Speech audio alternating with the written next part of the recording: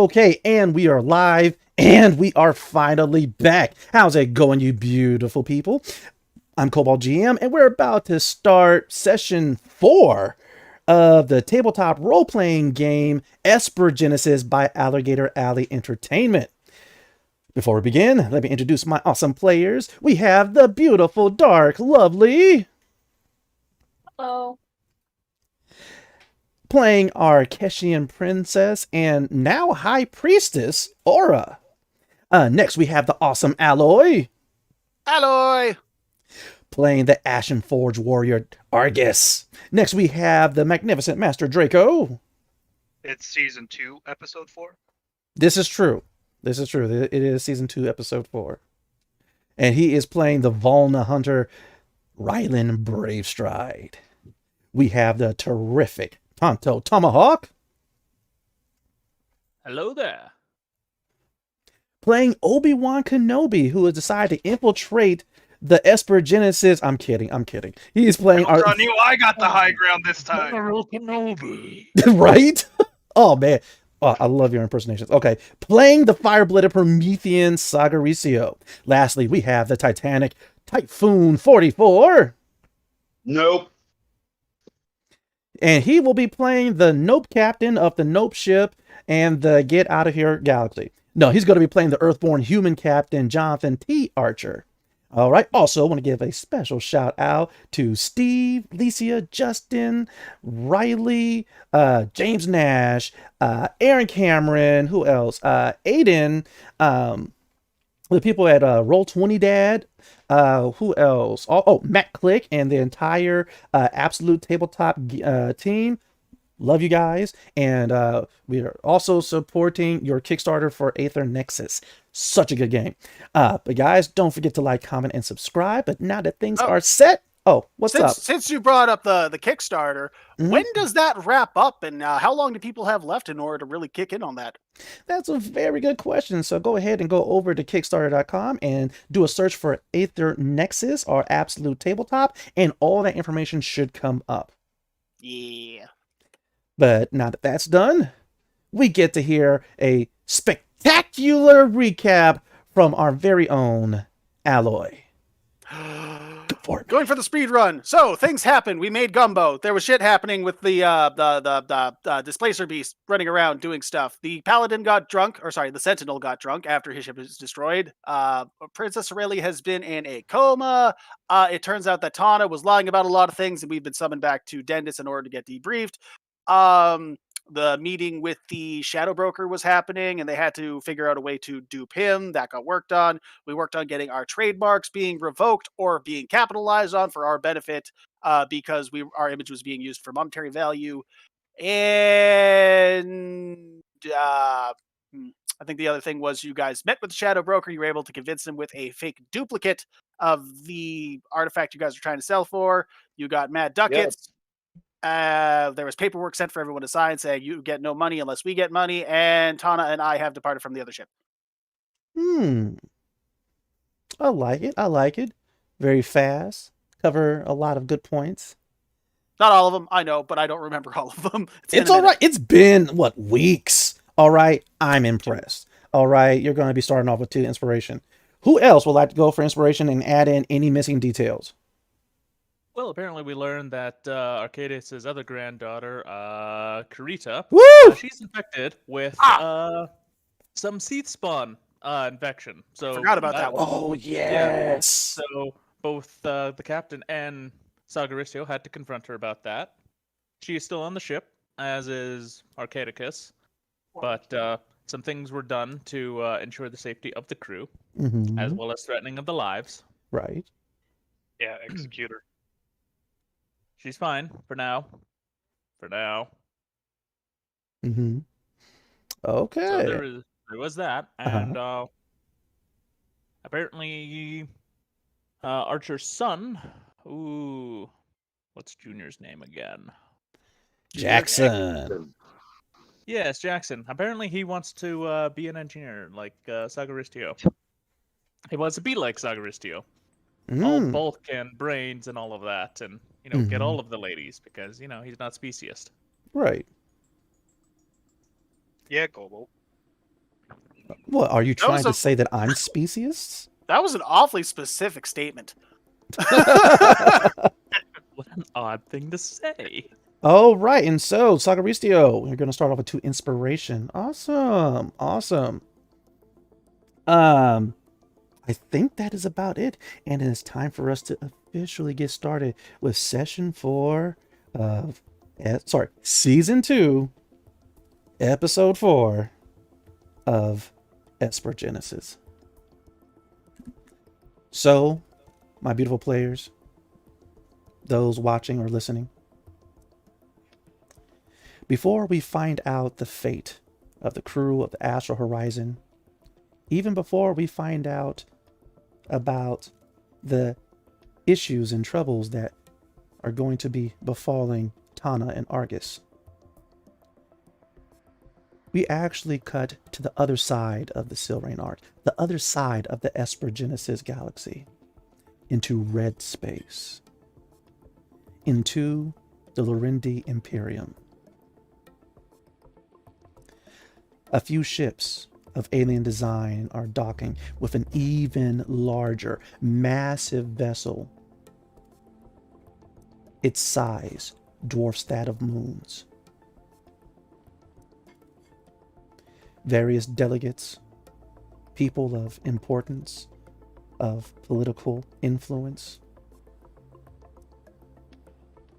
all disembark their various ships, their guards forced to be left behind as they approach an unusually tall, some say 10, some say 15 feet, a foot tall Lorendi Yet. that they simply call the Core Lord. Each one a Promethean, a Terran, a Belair. They line up side by side, get on their knees, and bow their heads to the ground. All the while, this imposing Lorendi still has his back to them. They can't help but every now and again to turn their heads to the side to look up at this massive being who has a red and a yellow core stone slowly orbiting his head. Finally, the Core Lord speaks. Promethean, why should you live? Immediately, the Promethean scientist, he leans back onto his feet and he's like, Core Lord, you do not understand. There were some complications, and I understand you entrusted me with one of the core stones, and we were making progress and being able to replicate their abilities.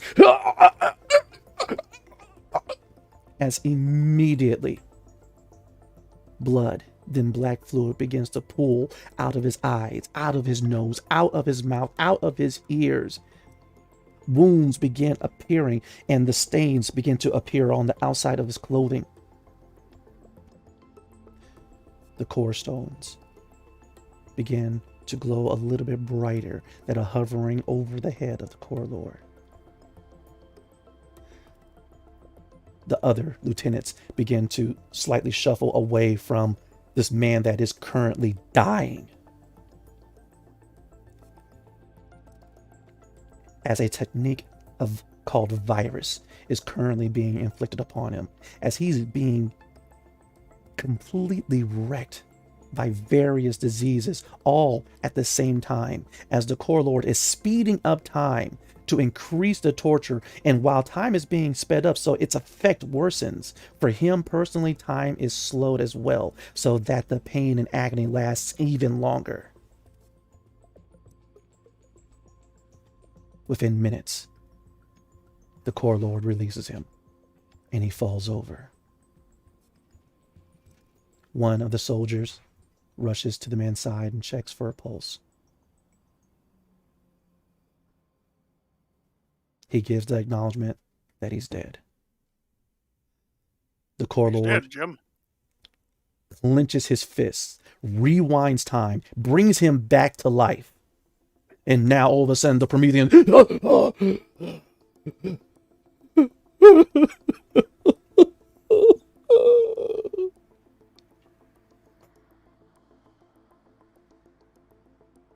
Your lesson has only begun.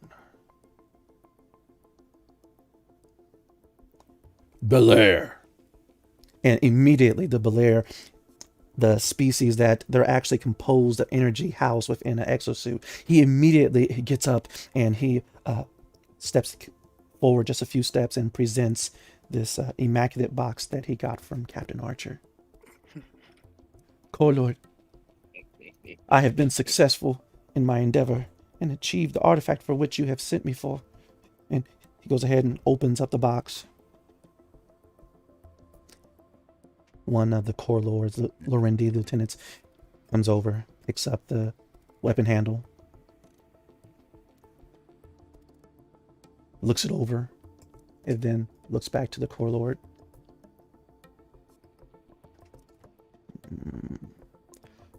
Ooh. With the slightest of gestures, the artifact just shatters and falls to smoking bits. The Belair, Core Lord, it seemed authentic. We ran it through sensors. It possessed a sodium energy signature, like you said. And immediately his arms begin to contort and bend as all of a sudden his exoframe shatters, and the energy form that consists of his life essence is now exposed and begins to dissipate. A partial astral form of the Core Lord leaves his body, glides over to the energy form of the Belair, and grabs him by the throat. Immediately, people begin to scatter, move back out of sheer panic and fear. One person just screams off in the corner and faints.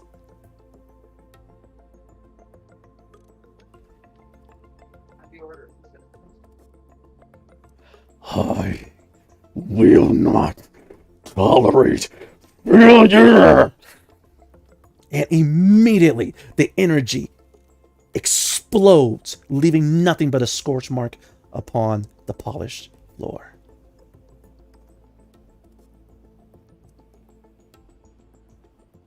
The energy form of the Core Lord flows back to his physical body. He gestures. The energy is pulled back, reformed. The exosuit, bit by bit, by little fragment, is put back together. And immediately the Belair is, I'm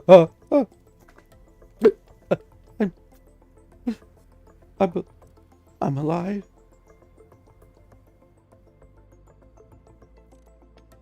Who deceived you? And before the Belair has a chance to speak, the Core Lord turns around. His core stones begin to glow even brighter.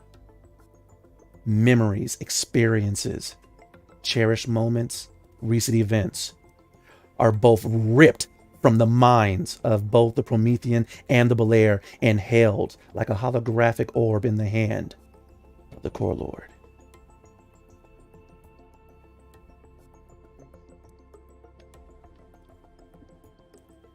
I see. Immediately, he closes his fist along the orb, crushes it. And with that, the minds and souls of both the Promethean and the Belair, both of their forms, just collapse onto the ground. The soldiers, aware of how the Core Lord behaves, they quickly rush over, grab the bodies, and drag them away. A Lorendi female, without being summoned, she stands before the Core Lord. My lord, though you have not summoned me, I wish to prove myself. I will get you back that core stone and the last. I will not fail. I need only a chance, Core Lord. Immediately, gravity swells where she is, slamming her to the ground, pressing her into the floor. Her armor begins to crack. She begins to grunt from the pain. More people begin to move away. They don't want to be caught in the gravitational field. The Core Lord simply roars, "I did not summon you!" She continues to beg, not for her life, but simply again for a chance to prove herself. And with that, as soon as her visor breaks, the Core Lord relents.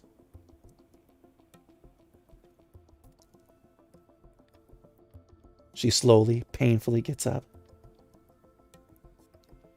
He waves his hand, and all of her wounds, broken bones, and internal injuries are healed. You have one chance. Do not fail. I won't, Core Lord. And with that, she does a Lorendi salute, turns on her heels, and leaves. But that is simply something that happens unseen by our players as we cut over to the Astral Horizon. I will be right back. Mm-hmm.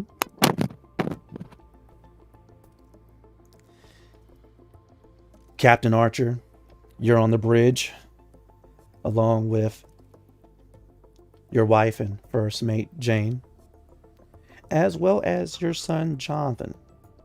Son Jackson. Right? You're Jonathan, your son's Jackson. Yep. Right now, he is actually at the station that is monitoring things that are happening in engineering, while in the engineering section of the Astral Horizon itself is, of course, Sagaristio. Right now, you guys are currently sailing through the space between dimensions. Some call it hyperspace, some call it subspace. Either way, thanks to the power of Sorium and the power of the crucibles, you're able to jump from crucible to crucible. And right now, you find yourself coming out of this hyperspace along the crucible that currently is in the system of Vol, homeworld of the Volna. Anthropomorphic cat-like beings possessed of feline grace and equal ferocity. Yet a planet divided between those who have accepted technology and those that reject it. As soon as you come out of subspace along the orbit of Vol's crucible, immediately your wife begins talking to the various ship coordinators, approving your guys' arrival, letting them know that you're actually here for a drop-off, etc. As soon as she presents to them the information that you guys are dropping off the Glogs, it almost seems as if the Volna are happy that you guys even arrived.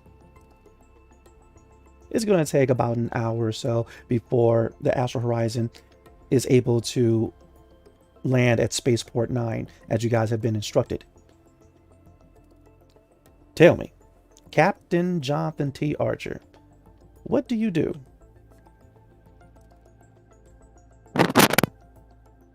First thing I want is, as best as possible, a full sensor sweep of the area. Most definitely. If it's out there, I want to know about it. All right. You give the command, and immediately it actually goes from your wife, and she shunts it over to Jackson, who is currently on his sim device, just like looking at various things online. And immediately he puts his phone down and starts running a sensor sweep. Captain, so far everything seems normal. The Volna military are out in force, but they're not scanning us. Their weapons are not ready. It seems like they're just doing patrols.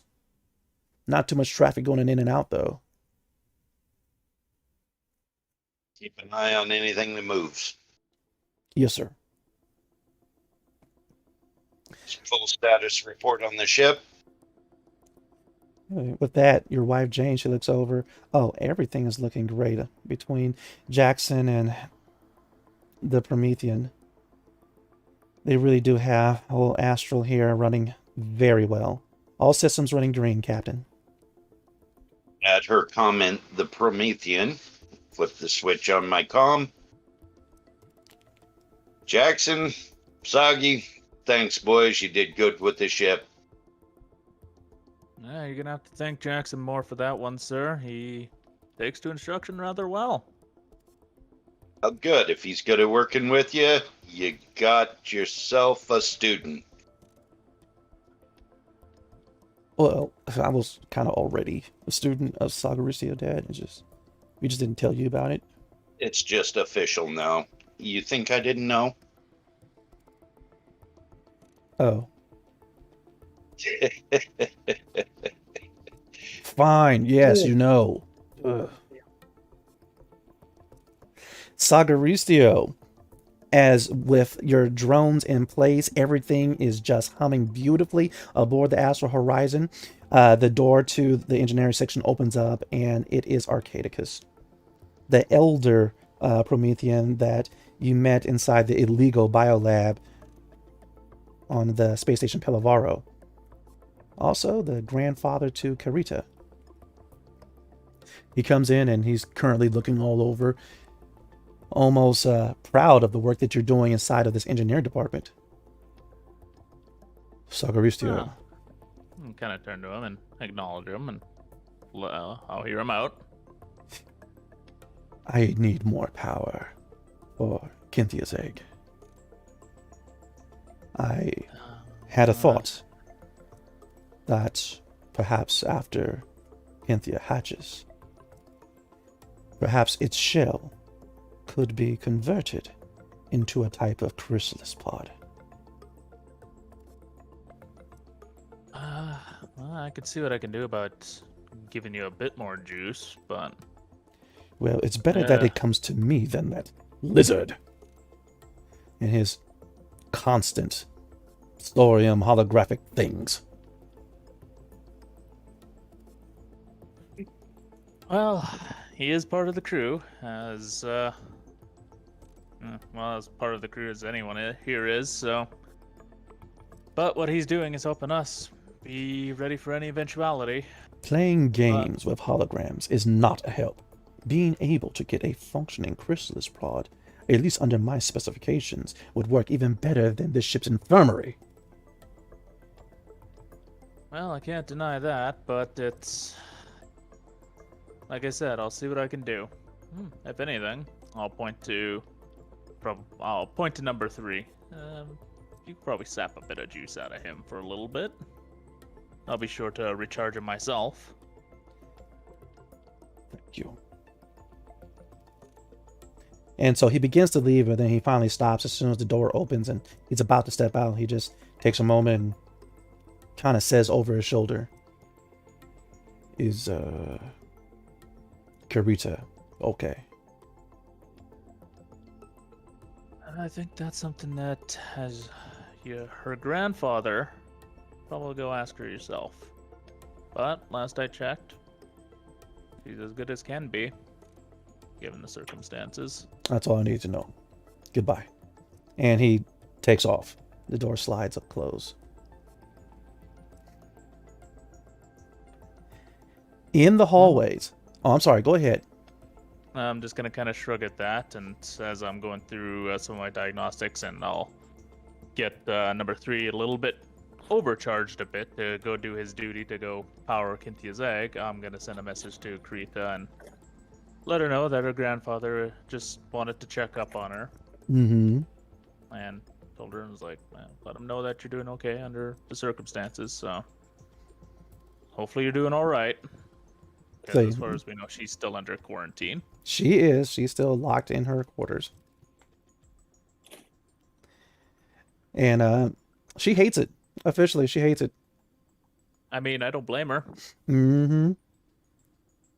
But the time where Sagaristi was put under quarantine, and that was when he lost his arm. Yes, And that wasn't for his safety; it was for the safety of other people. He was exactly. unhappy. Mm. Awesome, awesome. Princess Aura, High Priestess Aura. You had quite the fitful sleep. Dreams of core stones, of planets dying, of space literally being torn and ripped apart, of an incoming wash of flame covering systems. You're not sure what it means, but it weighs heavily on your consciousness. While you're thinking about that, the door slides open and Orishi is coming in with various breakfast foods. How do you feel, High Priestess?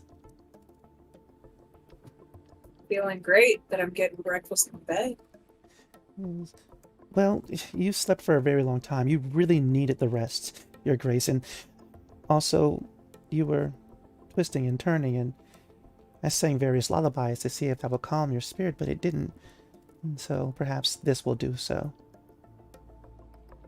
And with that, she goes ahead and puts the tray onto your lap. Well, as I dig into my breakfast, did I miss anything while I was out? Well, let me tell you a tale, Your Grace. You see, it all started with a rip in the dimensional fabric in the hangar. And she begins telling you about this Batera monstrosity, and for some reason, Nathkar ending up naked, and right, she begins really going to town about the various events that are actually already kind of summed up in our recaps. But she does not leave out too many details. And one of the major details that actually stick out to you is that Argus and Hana have left the crew and headed to Dindus to wrap up a situation that Tana kind of started. Ori makes sure to let you know that it really seemed as if Tana didn't want to go, but they had a duty, and that and the satisfaction of that duty, or the completion of it, is something that, of course, Ori understands. And so, oh, Your Grace, here's a napkin. You have a little. I'm gonna wipe my face with the napkin and just say out loud, well, I imagine Tana will be back because a lot of what she is researching, I think, has a lot to do with Nikesh. Well, I do hope so. Speaking of which, Free is now more active than ever and bouncing around the ship and enjoying his freedom. Well, that's encouraging to hear. I was worried that he would be paralyzed by all of the different options that he had, but it's nice to know that he's making choices.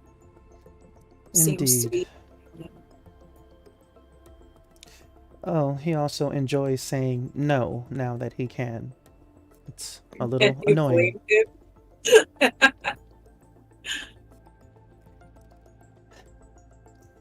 It is a wonderful thing that you have done for him, Your Grace. Well, Mm. where are we headed right now? We are currently headed to Vol, the homeworld of the Volna, homeworld of Rylan Bravestride, Your Grace. Your brand. Is Remus still with us? Unfortunately. I wouldn't say that's unfortunate. That means that we get to watch more chaos ensue. Let's go bother him. As you wish, Your Grace. I have your clothing prepared. And Let's go bother him. and with that, of course, she helps you get dressed. Speaking of which, Rylan Bravestride, Yes. while the gumbo is currently cooking, stewing, while Umbra is also in the galley staring at the pot, licking her chaps already, waiting for it to be done. You and Remus currently have your hands locked, elbows on the table, currently engaged in arm wrestling. Are you ready to roll some dice? What is with you and me arm wrestling, man? Like, what the? You know what? He wants you to flex. He just wants dice rolls. That's it. Are you ready for the first dice roll of the night? Sure. Or are you not? I'm gonna be crafty about it, but yeah. All right. And so here you are, grunting, straining a bit. Best 2 out of 3 is going to win the arm wrestling. And of course, Remus is staring dead at your eyes. You do not possess the focus, Volna. And he goes ahead, and we have a 14 for Remus. And I got Opposed strength. Oh. With a 12, he begins to go over. You see the excitement kind of build in his eyes.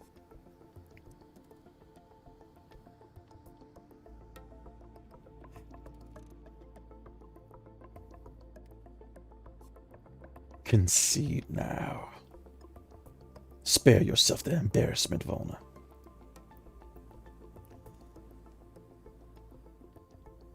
So could I kick him in the shin? Of course. Alright. So yeah. He would not, of course, at all see that coming. Because he is completely focused on what you're doing. And of course, you're not trying to damage him. You're trying to distract him, correct? All right. Go ahead and actually roll your deception. With advantage, because he is completely focused. Because right now, he's getting closer and closer and closer. Yeah. Once again, Volna, I prove that I am the superior. Yeah. That's okay. Right? And so with that, you go for the kick. And unfortunately, you go between his legs. The tip of your foot kind of hits the bottom of the chair that he's on. And he goes ahead and manages to tap your paw. Well, actually, did you roll the second strength check? I did not. All right. I mean, it's not gonna matter, but You don't know. It might be a crit. yeah. Or it might not be. And with that, he goes ahead and taps. And with that, finally, he has won the first one out of a few of your matches of who is better. And he immediately stands up. Ah! And that is why I am the Sentinel, and you're simply a brand. Aren't you shipless though? Listen, that's not the point. All right, I will get another ship. You're a guest on the ship that I live on. But this is not your ship either. I think when we're tired of you, we'll just jettison you out to space. I am the Sentinel Remus of the Kesh, of the royal family. I will leave only when commanded away by the High Priestess, and she is not going to. Oh, High Priestess! As Aura and Ori come into the galley. He goes ahead and stands at attention. High Priestess, how did you rest? He was totally shit talking you. I As was go not. Stir the gumbo. He lies. The feline lies. Remus, I expected better from you. High Priestess, you cannot believe it. Also, he stepped on the bell. I did not see. It was. What was it doing on the floor? You're the one that took it off. High Priestess, I stepped on that bell by accident. Hold up. He was totally angry. And, well, he is trying to lie to you, so let me go ahead and roll his deception. With disadvantage, because he sucks at lying.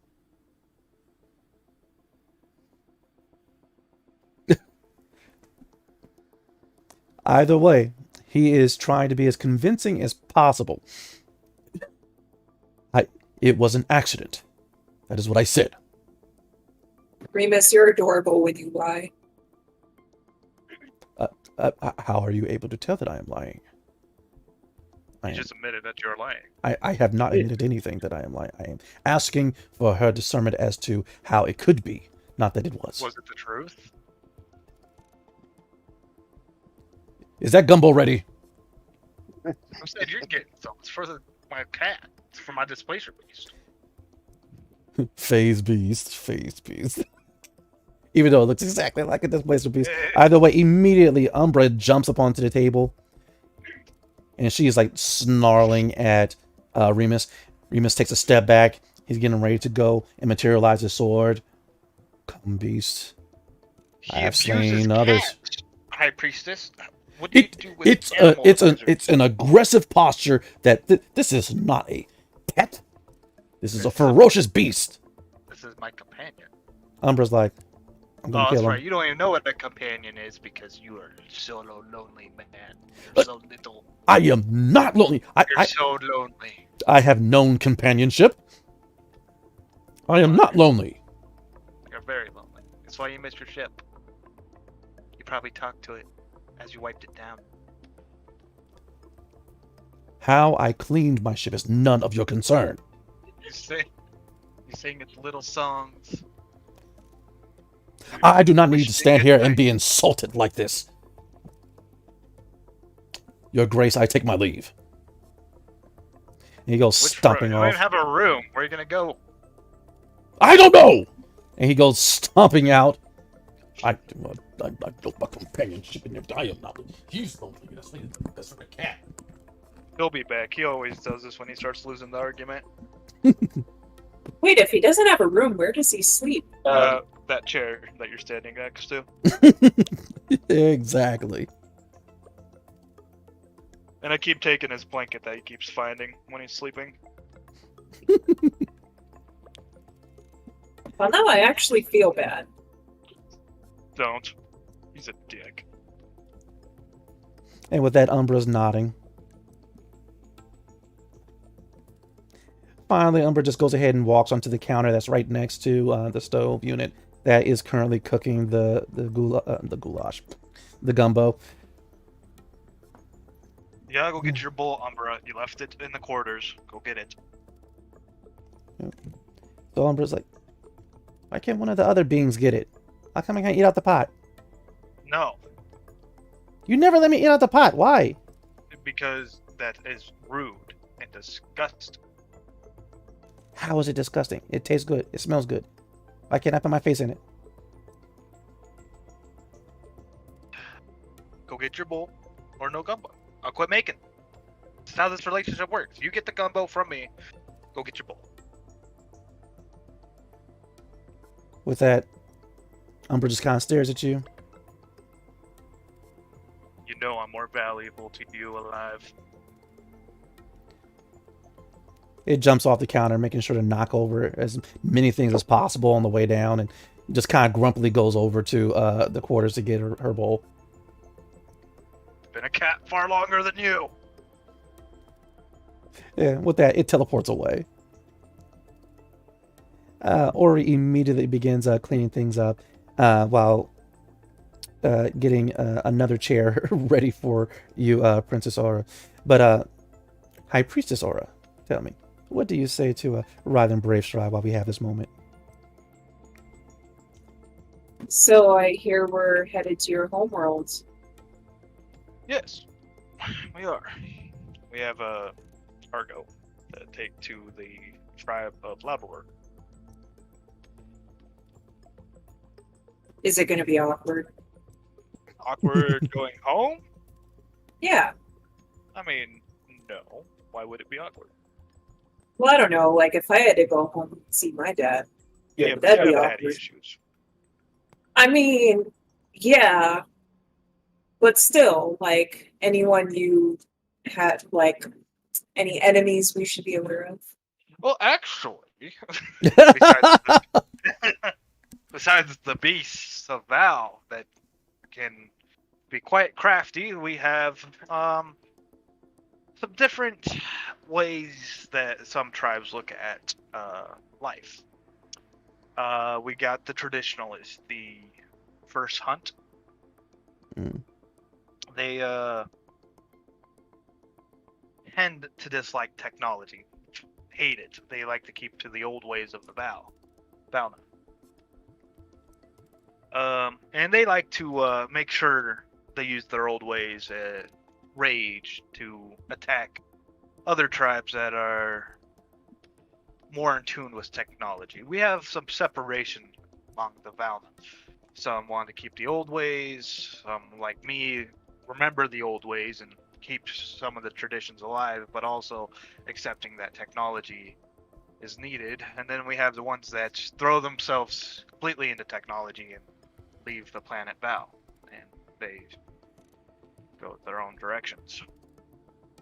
Even I kind of dislike them. They spend so much time in the sim. So, but yes, so we could run into issues with them. They keep taking our roads, so we quit developing roads. That's freaking just because they don't like it. They don't like anything made by technology. So, traveling's going to be an enemy to you guys if you can't keep up.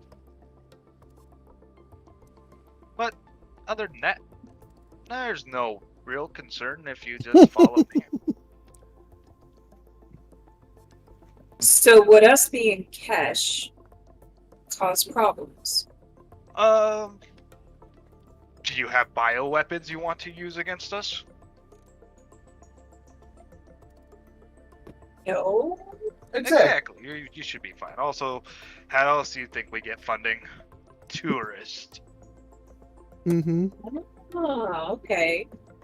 A lot of other walks of life like to come here to try to hunt, and we have to escort them and usually save their lives. There's not a lot of hunters that I know of, but unless you're a Valna that can actually handle the planet Vals in their hunts.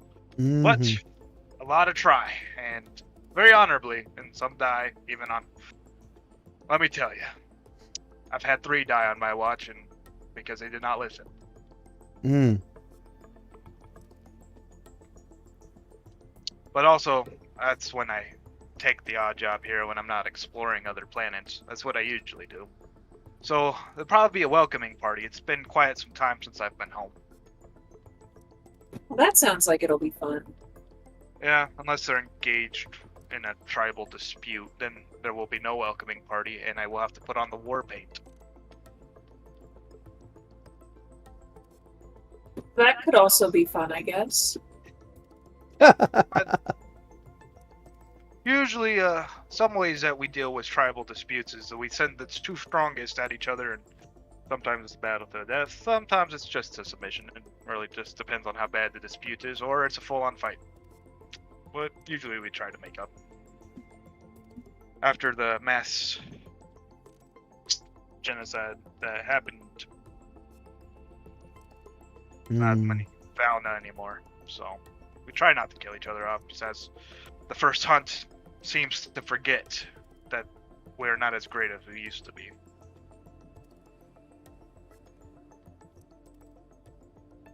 Wow, that's pretty heavy.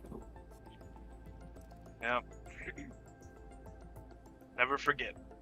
It's one of the things I was taught. And after telling that incredible tale, the door to the galley slides open. A floating space turtle, roughly around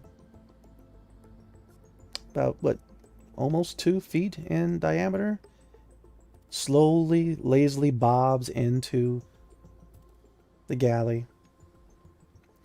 Grab a piece of lettuce for it. Captain Archer's little girl, Jill, is currently sitting crisscross applesauce on the top of his shell, just enjoying the ride, as it's obvious that this space turtle is kind of struggling a little bit to keep her aloft. but as soon as it sees the lettuce, immediately it begins swimming through the air a bit faster to get to it. And with that, immediately, Jill, she looks over and goes, Princess Aura, hi! Hey girl, what's up? With that, she goes ahead, she hops off of the space turtle, and the space turtle finally lands next to the counter, and is finally just, ah. And then munch on the lettuce. but with that, Jill hops off and she just practically tackle hugs your legs. Anyway, she goes, you were asleep for such a long time. I'm starting to get worried. And then Ori didn't want to let anyone in to see how you were doing. She was just saying to trust her. And then, but we can kind of hear some things. And so you were probably having some weird dreams. Like, what did the Kes dream about? I don't know what really the Kes dream about. And oh, do you dream about things in purple and everything? Were you wearing different clothes in your dream? Can you fly in a dream? I could typically fly in my dreams. But every now and again, I have to fall in my dreams right before I wake up. And that's when I find out that I'm on the floor. But aside from that, so tell me, how did you sleep? What did you sleep? What did you dream about? Was it a good dream? Did it have space unicorns? Well, unfortunately, there were no space unicorns, but I will continue searching for them because that sounds actually delightful. Because they're really adaptable. Adaptable. They change when they're in different places, and something like you can see she's really concentrating and trying to remember all of the stuff that she's read about space unicorns, and they fly in space, and when they're in a atmosphere, they make wings, and then when they're on the ground they make legs, and when they're in the waters they make fins, and other places too. Very versatile. Huh? No, space unicorn. I was describing them. They're a versatile creature. No, they're like a pony. They're adaptable. That's what I said. Yeah. Come on, space turtle. The space turtle's like, no, right? He's like holding that piece of lettuce and it's trying to fly away, and Jill is currently chasing it. Given her exuberance and the way that she's chasing that space turtle, you guys can't help but to kind of be reminded of Tana. And with that, we're actually going to head over just temporarily to the planet Dindus. A fantastic world that it also has a bit of a sketchy past, where its inhabitants decided to create the Ashen Forge to fight a war that they could not. But seeing as how further in their past they were enslaved, and they realized that they had now become the new slavers in their new creation of the Ashen Forge, the Dindus had released their Ashen Forge creation, changed their ways, and completely devote themselves to scientific pursuits and exploration. And so we go to the main hall of the Science Guild on Dindus. The room is large, expansive, and white. Very smooth edges to everything. Almost everything looks very organic, almost grown. Sitting behind this high, elevated, smooth podiums are the grand researchers of the Science Guild. Argus, you could tell from the motion of their head tentacles, they are not pleased. They are not happy. For the last hour, they have been reading off Tana's clear instruction to go to the planetoid to confirm any validity that there is a structure or some clue that would lead to the location of a core stone, as based on Tana's brother's Remus's research. And for an hour, they have been proving how that excursion did not bear fruit. while Tana has attempted to interject the fact that they did come across the actual core stone, as she has reported, and that even though it wasn't on that planetoid where they found an ancient Kesh temple and also the purple skin Kesh, that was still not within the boundaries of the mission that they approved. Once again, her departed brother, Remus's research has proven false. And she has cost the Science Guild time and money. And even though they haven't called her a failure, even though they haven't called her stupid, from the way and tone that they've been speaking to her, certain word choices, certain situations that, while relevant, perhaps shouldn't have been brought up, have been slowly tearing her down. Finally, the grand researcher in the middle, Tana.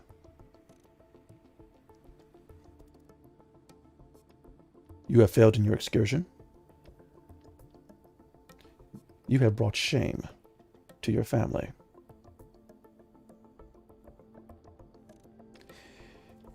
I move that we expel you from the Science Guild. All research that you have accumulated will be stripped from you. Your brother's false research will go into the archives. And you shall live out the rest of your days as a civilian.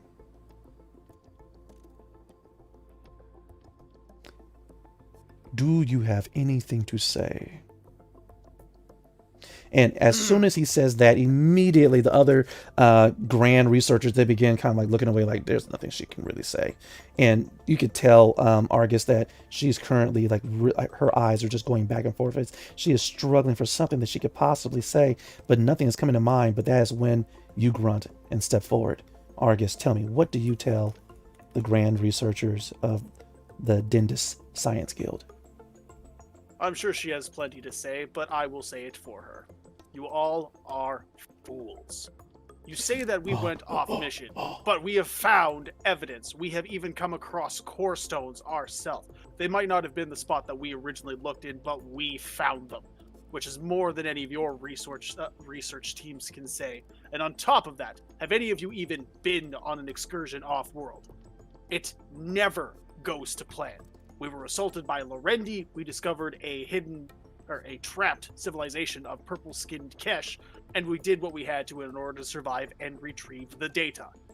Granted, it is easy for you to sit here and chastise her and say she is a failure in other words than that. But she is an accomplished and intelligent young woman, and you are all fools who are blind to any form of truth that you do not want to see. Nice. Sorry, that's me as a GM. All right, please go ahead and please roll your persuasion with advantage, please. Woo, Oh God, I need it. I need it. Go ahead. Right now, the grand researchers of the Dindus Science Guild are currently huddled together, whispering amongst themselves. Ooh, -1. You look over, and Tana, with her bright, completely black, shiny eyes and pink head tentacles, while she has been crying based on their words, your words have brought a smile back to her face.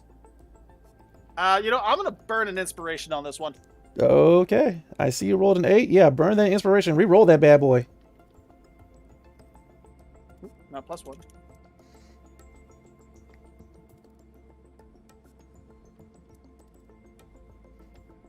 I got a 14 for words wording. Pretty impressive for you. Mm-hmm. I know, I'm bad at talking to people. Yeah. Where's the captain when you need him? Dealing with his own stuff. As usual. And so, with that, finally, the grand researchers return to their podiums. Argus, Ashenforge, You were assigned to protect Tana.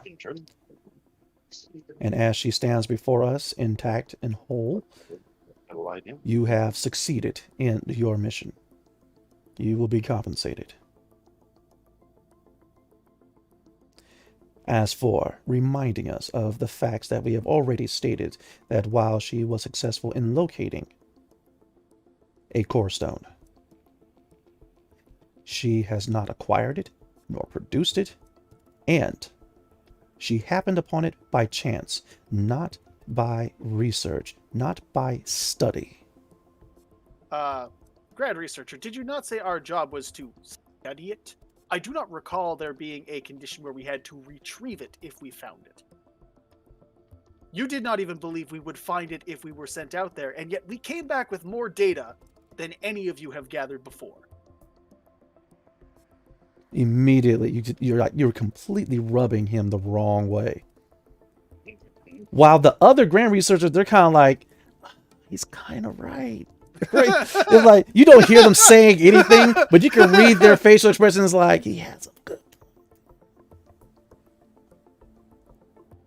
How about this? Give us the chance to continue researching into these core stones. We will not ask for a compensation in the meantime. We are more than capable of taking care of ourselves. Protector Argus, are you an official member of the Science Guild? No.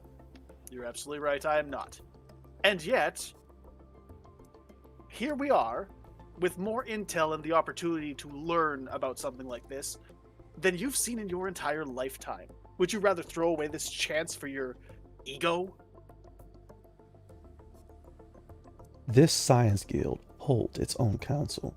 Perhaps it would be best for you to return to the Defender Leagues and go back to protecting Dindus and her people. Immediately, one of the other researchers kind of comes over to him and just...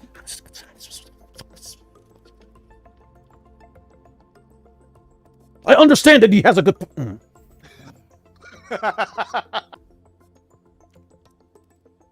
I have decided.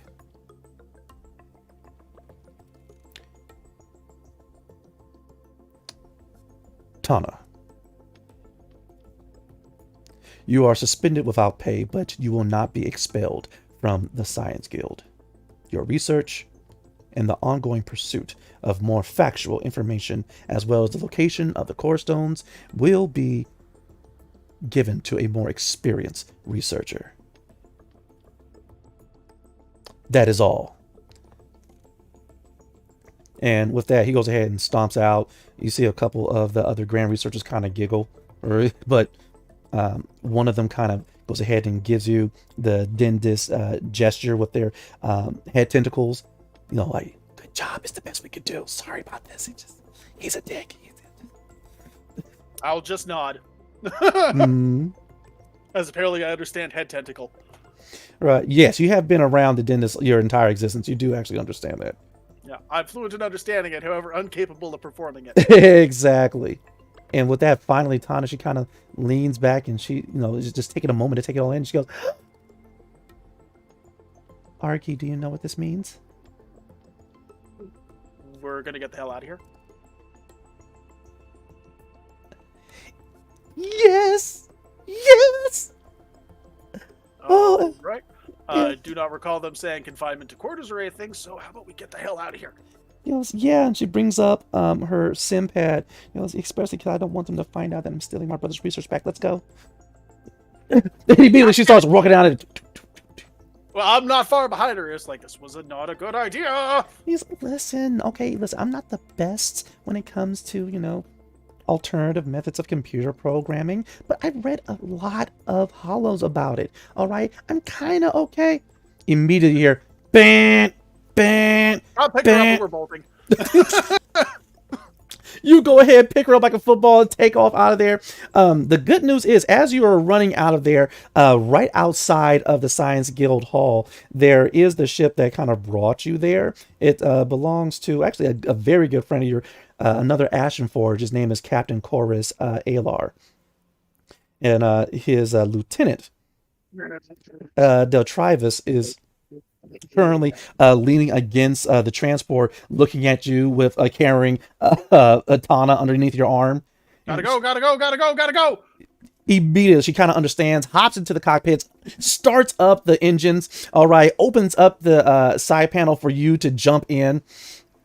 All of a sudden, the doors of the Science Guild open up. A few of their security robots come out as the transport, piloted by Lieutenant Del Travis, goes ahead and streams off for space. As she is piloting away, she is like, "What happened back there?" Oh, we got cleared of all charges with a minor suspension, and then someone decided to hack into the system and steal back information. You And realize we I can't got go back it now, right? all. I got it all. I got my Tana, brother's research. What? Tana, What? you realize you are expelled from the guild now, right? Okay, first they gotta prove that I did it.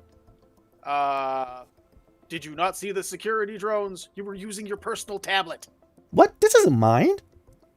What the hell is it then? I stole this from the Grand Researcher.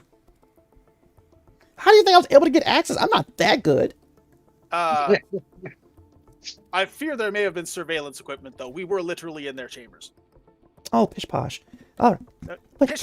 Your carelessness is how we got in the situation in the first place. But you got us Also- out of this situation, and you got paid. Oh, thank you for reminding me. Let me go ahead and Yes, thank you transfer for that reminding over. me. We also forgot to pay, ask for the Volna's pay. Yes. You do have a good point.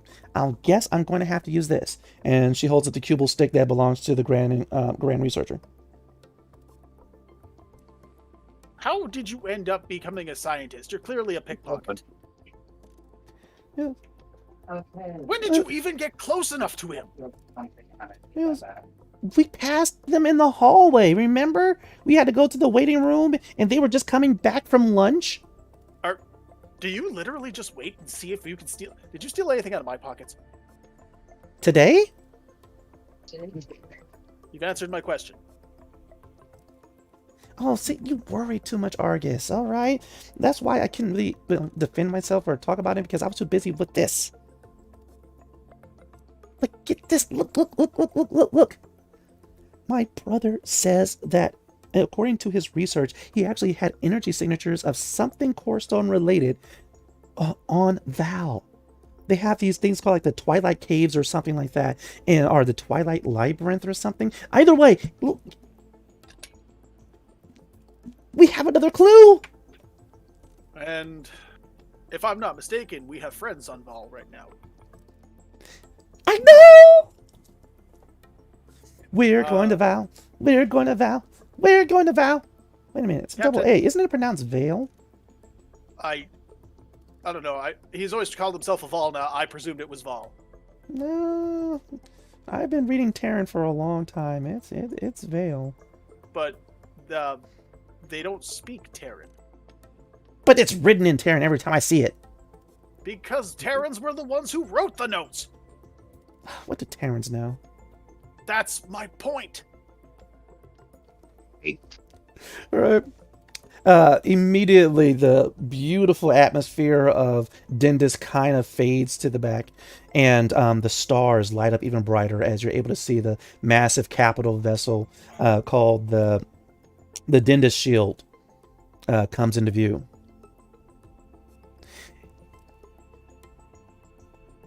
The force field that is currently keeping the atmosphere inside the hangar shifts or phases into a different sort to allow your transport access.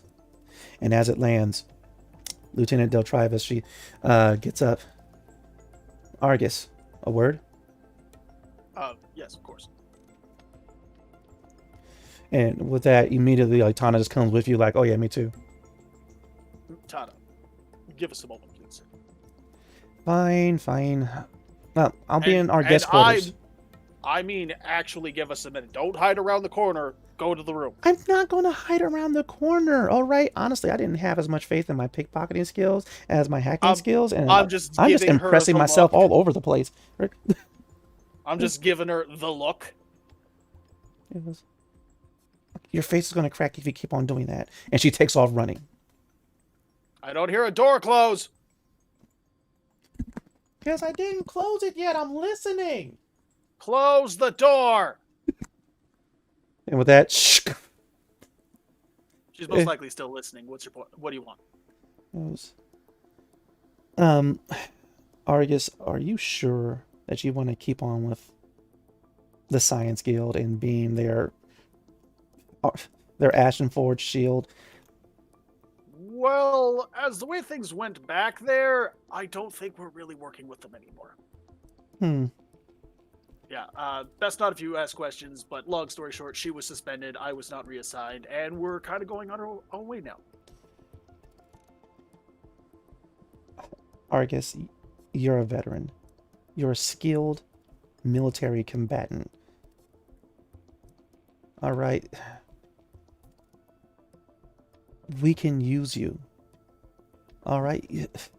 Your place is here with your people. No, my place is with her. And right now it's taking us back to a group of friends that can probably use our help. And vice versa.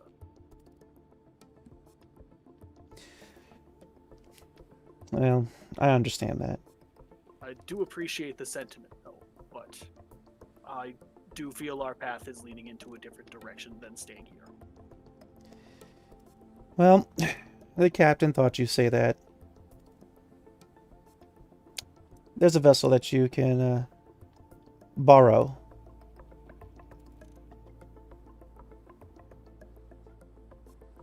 Oh, also, the captain loved your name, so he said to give you this. And she goes over to a weapon container, unlocks it, and it is actually the latest Argus XT5 rifle.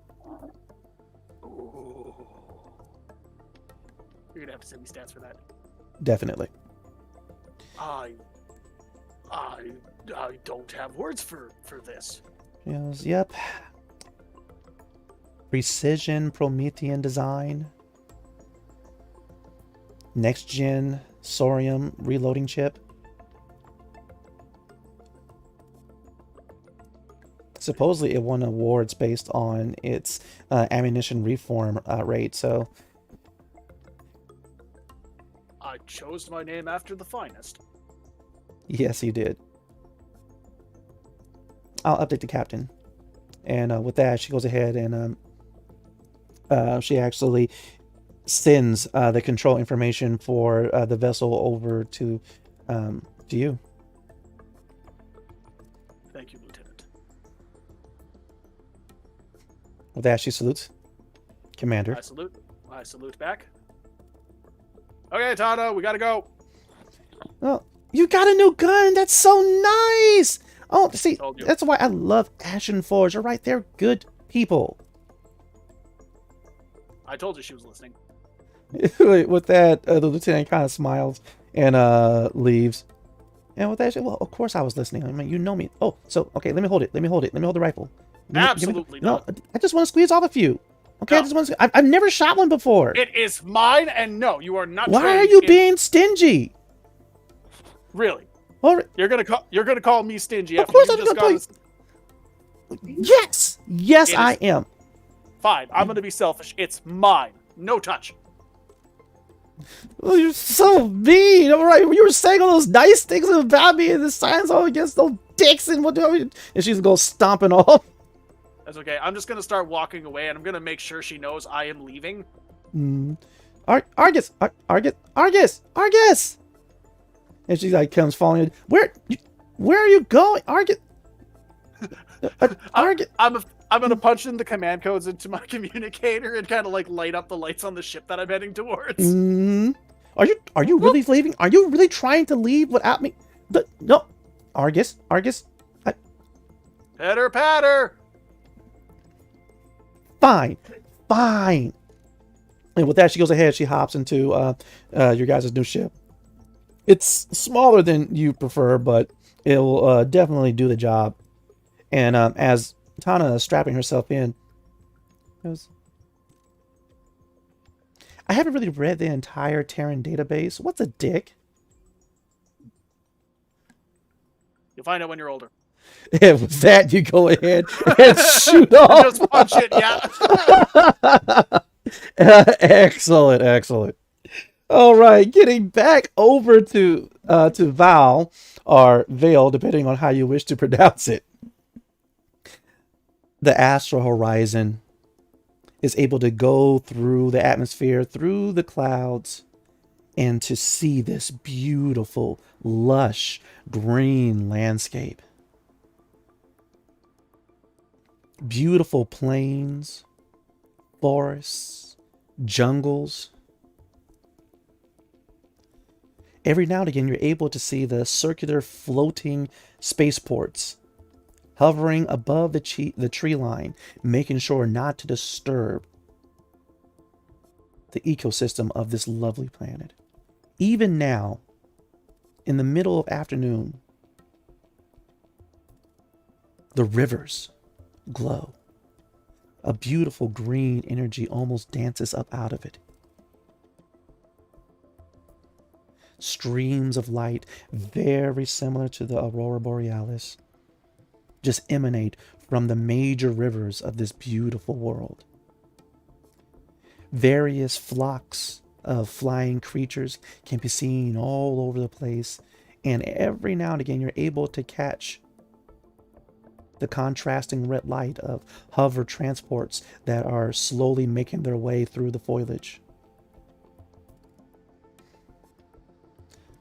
Yeah. The Astral Horizon finally docks at Spaceport 9. Immediately, the Volna crew rush out and begin taking care of the ship. After it touches down, Captain Archer, tell me, what do you do? For starters, before we touch down, Oh. shipwide comm. Mm-hmm. Landing in 5, people. Buckle up. Kill the comm. And unlike everybody else, I insist on landing manual. Oh, sounds good. Sounds good.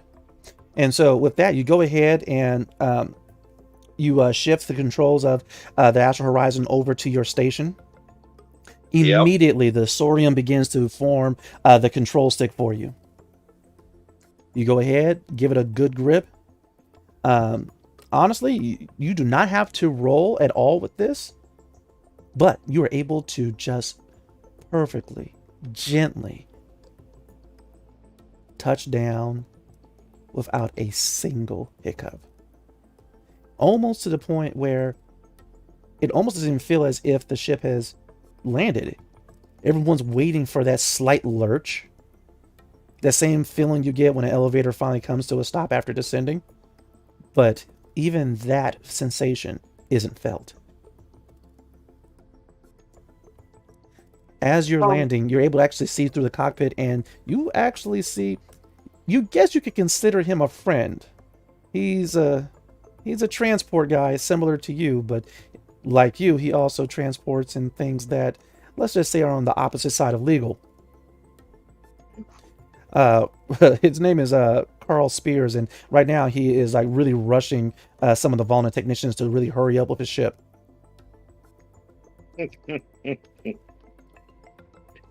Yeah, Spear's gonna get a spear in his backside if he don't hurry.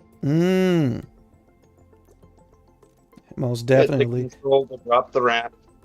Kick the comm on. We are down, people. Enjoy your stay on this lovely little planet. Don't wander too far. Never know when we're gonna have to go. Kill the comm and stroll out down the ramp to go pick on Mr. Spears. Sounds good. We'll get to that scene in just a moment. Brave Stride!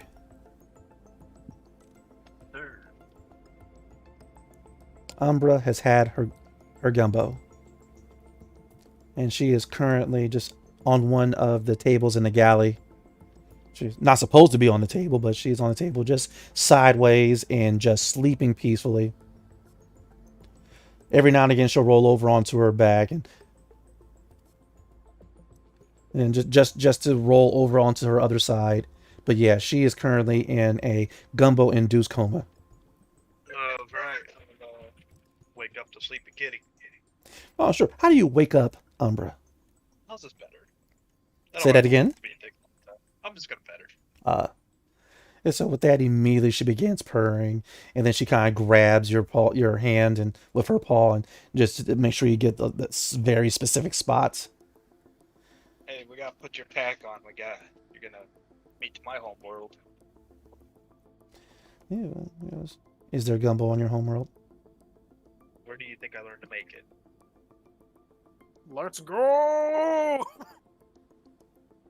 Anyway, why do I need a pack? I have a lot of stuff, and you're gonna help me carry it. Why do I have to help you carry your stuff? Why can't you carry it? I'm gonna carry some of my stuff. You're gonna help me carry some of the stuff that my cookware, all that stuff. Whoa, wait. We're carrying stuff to make more gumbo? I mean, I guess not now. Well, Wait, no, look, you didn't say it was about gumbo. And with that, she's like falling behind you, and every now and again she'll get on her hind paws and put her front paws on your back. Wait a minute, you didn't say it was about gumbo. But she say that again.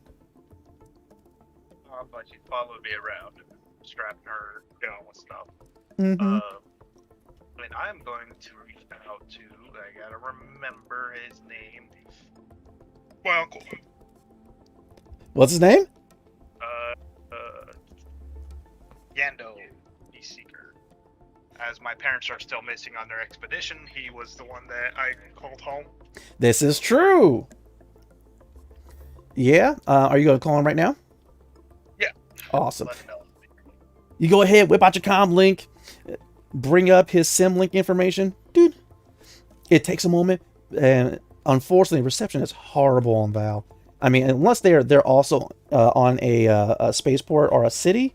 If they're in one of the local villages, reception's horrible. But either way, it connects. Here it goes. Rylan. Where are you at, boy? Port 9? Spaceport 9? Yes. Oh. That's not too far. Welcome home, son. Thank you. It's been too long. And the stories I have. We shall prepare a feast. Could you do me a favor? Mm-hmm. The ship I am upon is Astro Horizon, and we have cargo for Loudwar. Oh. I'll send him a message bird. It's like an extremely old way of communicating, but the people still kind of do it every now and again. Gift to everybody. Yes. So when do you think you'll be by the village? I'm thinking I would head there, well, right away. Well, then I'll start to make preparations.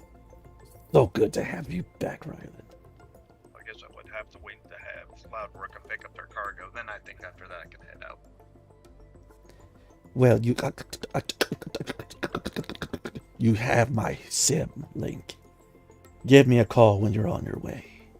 I will. Nothing stops a brave stride. And he hangs up. Or so he thinks. He actually just put his comm unit down. He's over in the back yelling at people to start cleaning up. Uncle, you forgot to end it again. And he was like, he's telling everybody to shush because he hears something. Over here. All right. Where you put me down. Right. And like people are trying to tell him it's his comm link, and he's telling them to shut up. It's not. All right. Someone come over here and teach him how to hang it up. I know he's still old. Right. You hear someone pick up the comm link. You hear him freak out. No. I have hollows on there. You can't see. Give that to Rylan. You forgot to hang up again. Oh, right. Boy, which button? It's right there. It's right here. Oh, why you? Oh, it goes ahead and it ends the call. All right. With that, Yes, Umbra has her pack on, and she's like, "Your people are stupid. You know, sometimes you're stupid the way you sleep. Sleeping is never stupid. Sleeping is bliss." Yeah, unless you're eating gumbo. You really don't do anything else, do you? No. No.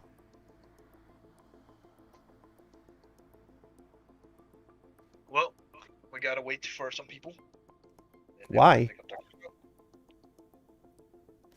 You know, you want to keep questioning. You're questioning the person that feeds you, that takes care of you, and you just want to keep questioning. You know, What do you mean take care of me? You provide the gumbo. I've stopped pooping in your room. yeah, I know. How many times I've read your nose in it? I hate that. Exactly. I'll do it again. So, finally, you guys hear Balo come out there.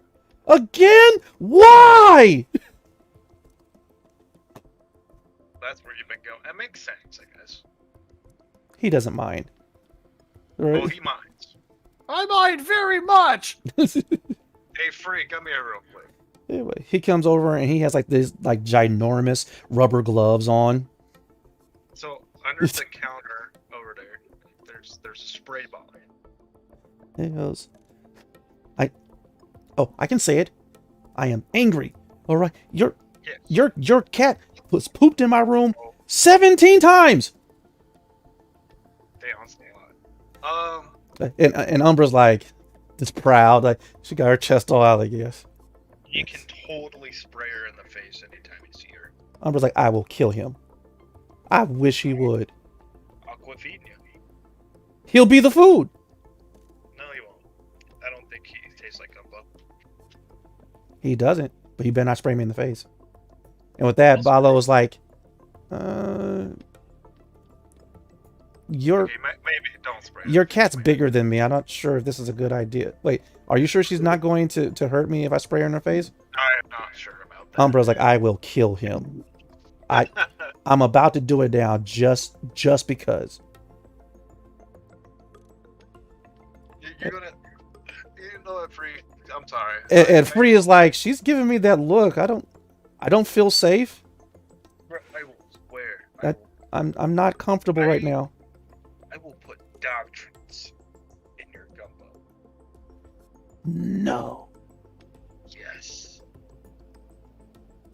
Fine, I'll just wound him. All right. I'm getting dog treats right now. I don't no. With that, she's like, Umbra's trying to put her paws on you to keep you from putting dog treats, anywhere. You don't even have any right now.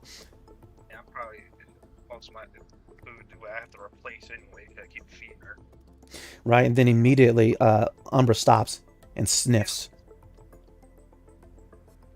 That's when that waft of Val comes in from the loading ramp. It smells like fresh cut grass. It smells with just a hint of the sea. It smells of the dust of leaves. It smells of various types of citrusy manure. And immediately, you see Umbra's eyes widen as she takes it in. And immediately she takes off for the ramp. For some reason, she's like walking really low to the ground as she's going down the ramp outside. It will catch up to her. It will show you around up there. Cannot just run out on your own. You do start to hear a lot of people start to scream. Well, fuck.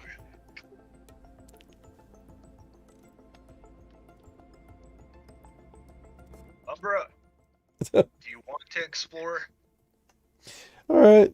Oh, you're going to go outside and get her? Yeah. Got you. Don't worry. By the time you get out there, you realize that also she's currently surrounded and growling. There's a group of 4 armored Volna with their guns trained on her. You can tell from the light on the side of their guns that it's set to stun, but yeah, they're not playing around. And you're familiar with this clan. This is the Stormclaw clan of Volna. They do not have sense of humors at all. I apologize. Yeah. This is my companion. And with that, they look at you and they lifted their visor. Brave Stride? Hey.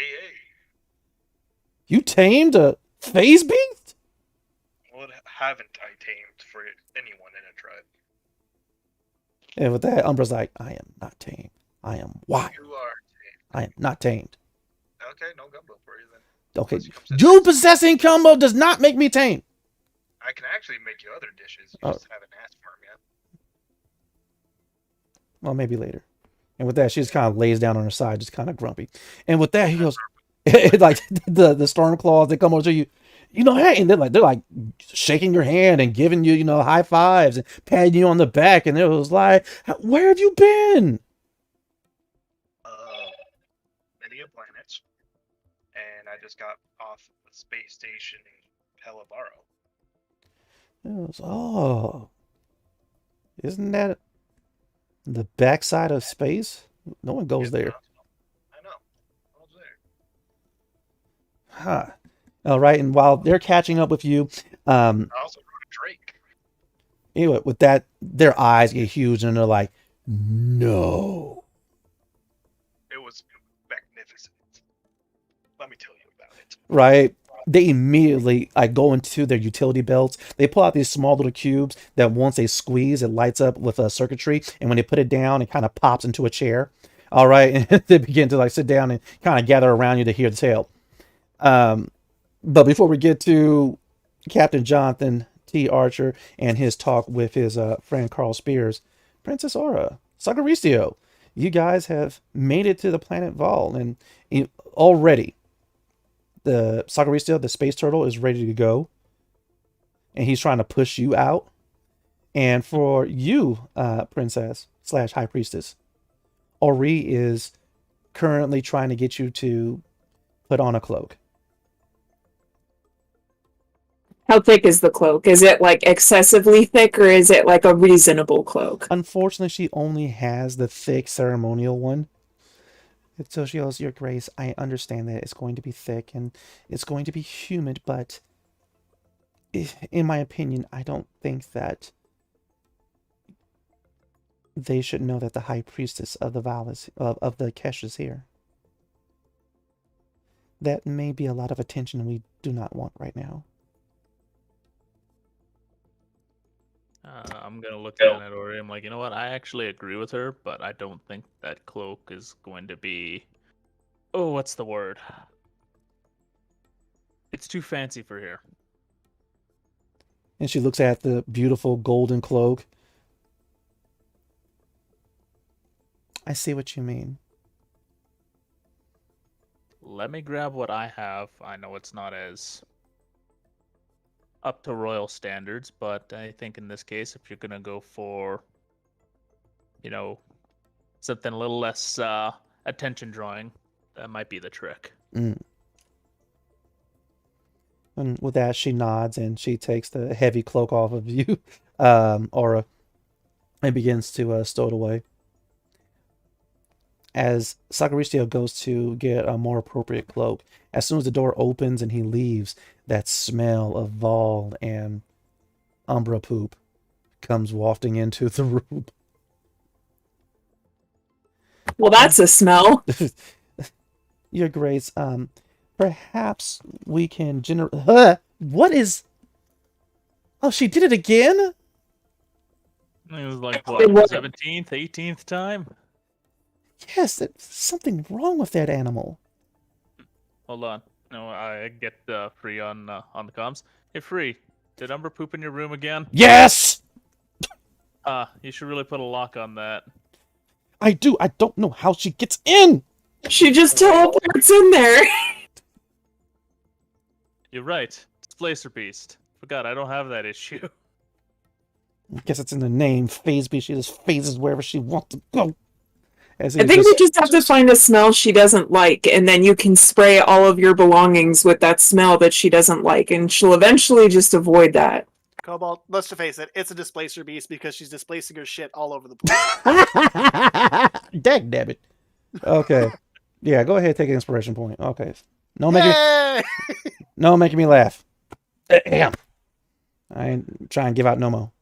All right. Being stingy with them. But with that, Sagaricio, you're able to, of course, produce a very thinner cloak so that right now this nice, warm, I can't use the term nice really, this interesting smelling breeze of not moist heat, it's kind of dry. It's kind of coming into the ship. All right, and immediately as you're handing the cloak over to Aura, Jill already has her safari outfit on. You didn't even know that they made safari dresses. She has the huge roundish hat. She has the tan colors on with all of the pockets. Her pockets are already filled with candy and snacks and charms. As they should be. She even managed to bring out her princess scepter, and she has this camouflage wrap around it. I still have her star trinket on my gun. Say that again. The star trinket she gave us in the beginning. Mm-hmm. I've still got the magnetic moon charm in my backpack. I got one on the gun. Nice. But with that, she comes over, Princess Aura, Sagaricio, let's go.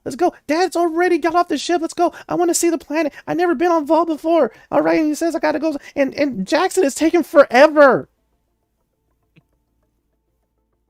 Yeah, just a minute. Gotta go make sure that our friend has some food because she's still in quarantine. So I'm gonna go take her some food and gonna hold up a plate of, I guess would be food. Yes. We'll say food, yes, or gumbo. Maybe I procured some gumbo before it was all taken. There you go. So, but I'm gonna take that to Kurita's room because I also have to go grab one more thing from my belongings and something I'd fashioned for the turtle, so I don't lose track of him. As eager as he is to go outside, I'm gonna put a little tracker device on him, so Nice. I know where he's at.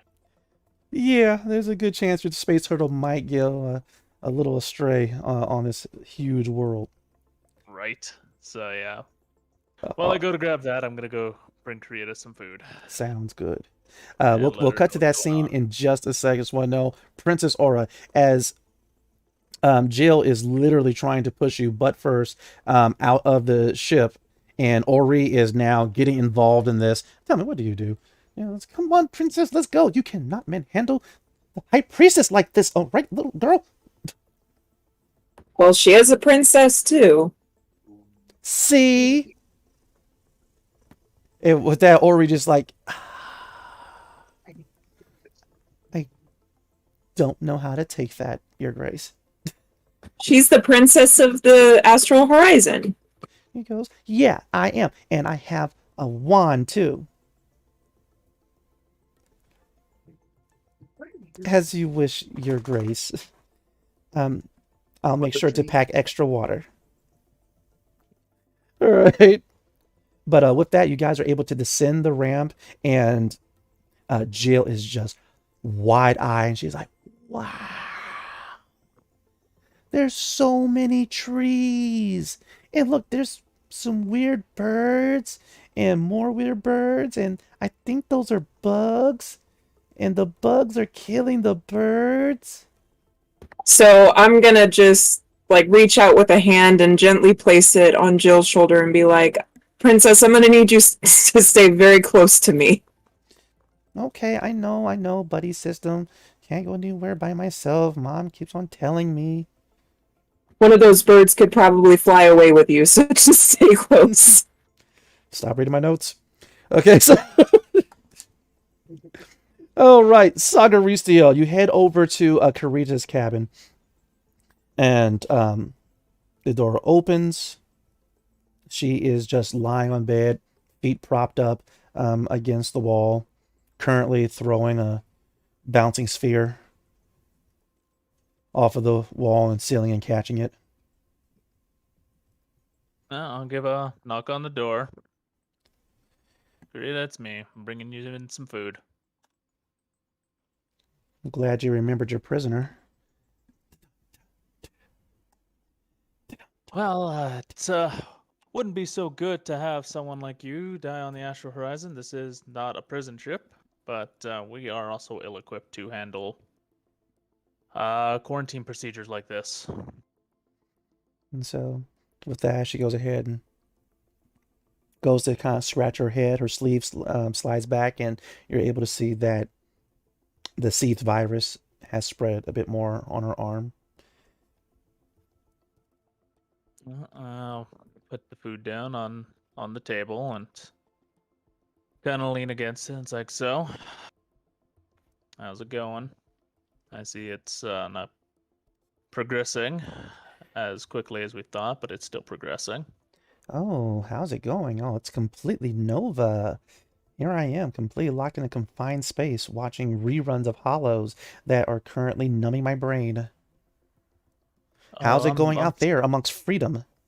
Oh, I'm sorry, Princess. We didn't have any other holovids to access. No, I'm sorry. No, real sorry. Yeah, you want some wine to go with the reruns?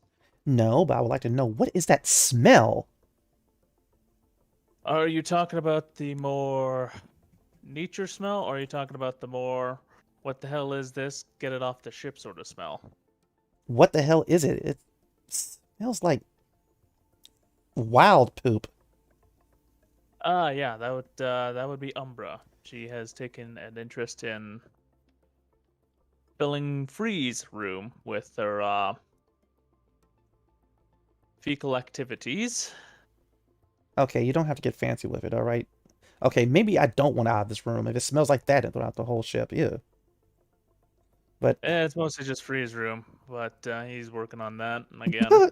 with that, she kind of giggles a little bit.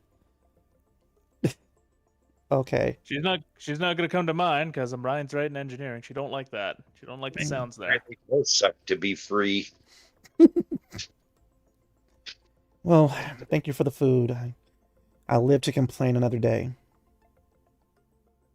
Oh yes, your constant complaining of your situation is always a great joy for me to hear. And I'll just kind of give her a smirk and nod my head. It's still though.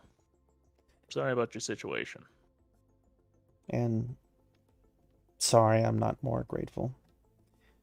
But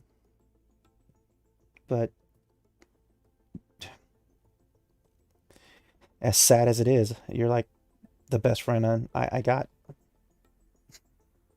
Well, I do what I can. I know what it's like to be alone sometimes. Huh. Oh, But wait, rather than bore you with that again. wait a minute. You said you'll do what you can, and she gets up. You can do something for me. What do you got in mind that's not going to break quarantine? It's not gonna break quarantine. It's just, look, Sagaricia, I need this, okay? You wouldn't deny me a need, right? So long as it doesn't involve murdering me for access in and out of this room so you can escape, then I could probably accommodate. And so with that, you see that she's taken apart a couple of things in her room, and she turns around and she pulls out a drawer, grabs something. She goes, "Wear this," and immediately it's a small little chip that it actually adheres to the side of your head. It doesn't interact with your brain or anything. Honestly, it's just it's a recording and transmitting module, so that whatever you see and hear, it'll transmit. Goes, I've seen one of these before. Actually, I did use one of these before. goes, Part of my yes, engineer training. exactly. I cannot watch another episode of Star Journey. All right, I don't know what is wrong with that Terran, or why he hasn't caught something by now from all the different species he's tried to procreate with. Yes. He really should have had squidgelitis by now. Oh well, But I won't tell you what happens in season 8 then. No, I don't even want to know. No, no, just I need this. Just wear this, please, please. All right, we're friends, right? Do this for me. Oh, all right. Here. Actually, you know what? Do you one better, and I'm gonna make a few other adjustments to it. So So she not only gets to see what I'm looking at, she'll kind of get a little bit of a feel. And with that, immediately she goes ahead. She puts on her unit, and she's, oh, this is so much better. Oh, thank you, Sakura. And she's getting ready to like give you a hug, but then she like composes herself. She goes, thanks, you're a good friend. Not a problem. Sorry if there's gonna be a little bit numbness in the other arm. It's Right. I can't really do much about that. You've already done Sensors more don't than really do enough. much. So, yeah, This just is more than enough. And she goes and she sits down on her bed, and then she stands up, and then she gets in front of you, and she starts posing for you, and she goes, am I gaining weight? Oh, and she kind of like turns around. She goes, oh, these pants are not flattering. Oh, I gotta get some more clothes. I'm gonna kind of turn my head, look at her for a moment, like, just a few squats might fix that. What but I are don't you know doing about it. staring? Get out. All right, quarantine, get out. Oh yes, princess. Right away, princess. I'll just sort of bow and make my way back out as I'm sort of doing that mocking voice again. Mm-hmm. Right. And with that, she kind of giggles as she practically pushes you out, but in the hallway outside of her room as the door closes and locks, as the smell of Vol and Fazebee's poop kind of fills the room. I'll send her a quick message. I'm like, there is an air filter on. You can just flick the switch. She messages back, I almost broke it. And then Message back. It's okay. I'll fix it later. It's on the fixed list now. Right? You pull up a quick little holographic screen and just add it on. Item 49. Fixed filtration system. Right. In this room. Awesome. Item 50. Find room for Umbra to go poop in peace without filling spaceship. For the record, she is smart enough to know how to use the refresher. She poops in his room on purpose. Right, but yes. With that, Archer! Yup. You head outside and you see Carl Spears. He is like, come on, no, listen, I need a charge right now. All right, it can take the load. All right, attach that thing right now. Don't worry about the regulators. The regulators are gonna, hey, Archer. Hey, buddy, what are you doing here? Just making deliveries as usual. What about you old salt? Looks like you're in a hurry. And you want to be in a hurry too, all right, friend? Oh, really? Oh, yeah. You know about the political situation here, right? A little bit. It's going to get worse, and you don't want to be here when it gets worse. The fruit will fly, huh? I can't really say too much, to cat people, ears everywhere. Yeah, I got one of the fuzzballs that's kind of adopted my ship. Hey, do your delivery, break Atmo, get off world. You don't want to stay around. All right. Hey, wait. He goes ahead, he looks over, and he goes, oh, she's stuck with you? You still married? Yeah, some of us got it. Some of us, and I point at him, don't. Look, you go ahead and you keep up with the other girls, all right? I prefer my machines, all right? There's just some things that technology cannot duplicate. Debatable. And I leave it at that. Debatable, all right? They're getting good with this AI, man, I'm telling you. Yeah. All right. Hey, I tell you like this. Never had a single argument with her. Yeah, well, the fun part's making up after the argument. Nah, The fun part's not having an argument at all and just spending all your time making up. Well, till the power goes out. Anyway, I'm going to get out of here, all right? I suggest you do the same, all right? It was nice seeing you. Hey, Jane! Don't know why you're still with him? Neither did she. Shoulder and walk away. All right. And so, yep, he goes ahead and he's like walking back up into his ship. Say that again. As I'm walking away, I'm very definitely thinking about his warning. You do not get too far before another Volna. This one looks very similar to a cougar. But you could tell from the glasses, from the very spiffy uniform, and the hard light, effectively clipboard, it's definitely the portmaster. And with that, he goes ahead, he stands in front of you, looks you up and down. Return the favor. You're the captain of this ship, the Astral Horizon, correct? Yeah. You are delivering glogs, correct? In process as we speak. And you are Captain Jonathan T. Archer of this Astral Horizon, correct? Already answered that. All right. I need your visage here. He goes ahead, lifts up the clipboard, scans your face. Very good. Docking fees will be 1,000 cubal. Come see me when he pays me. You have 24 hours. He goes ahead, he taps his hard light clipboard. Mechanical clamps come up out the floor and hold on to the Astral Horizon. And he goes over to the next ship.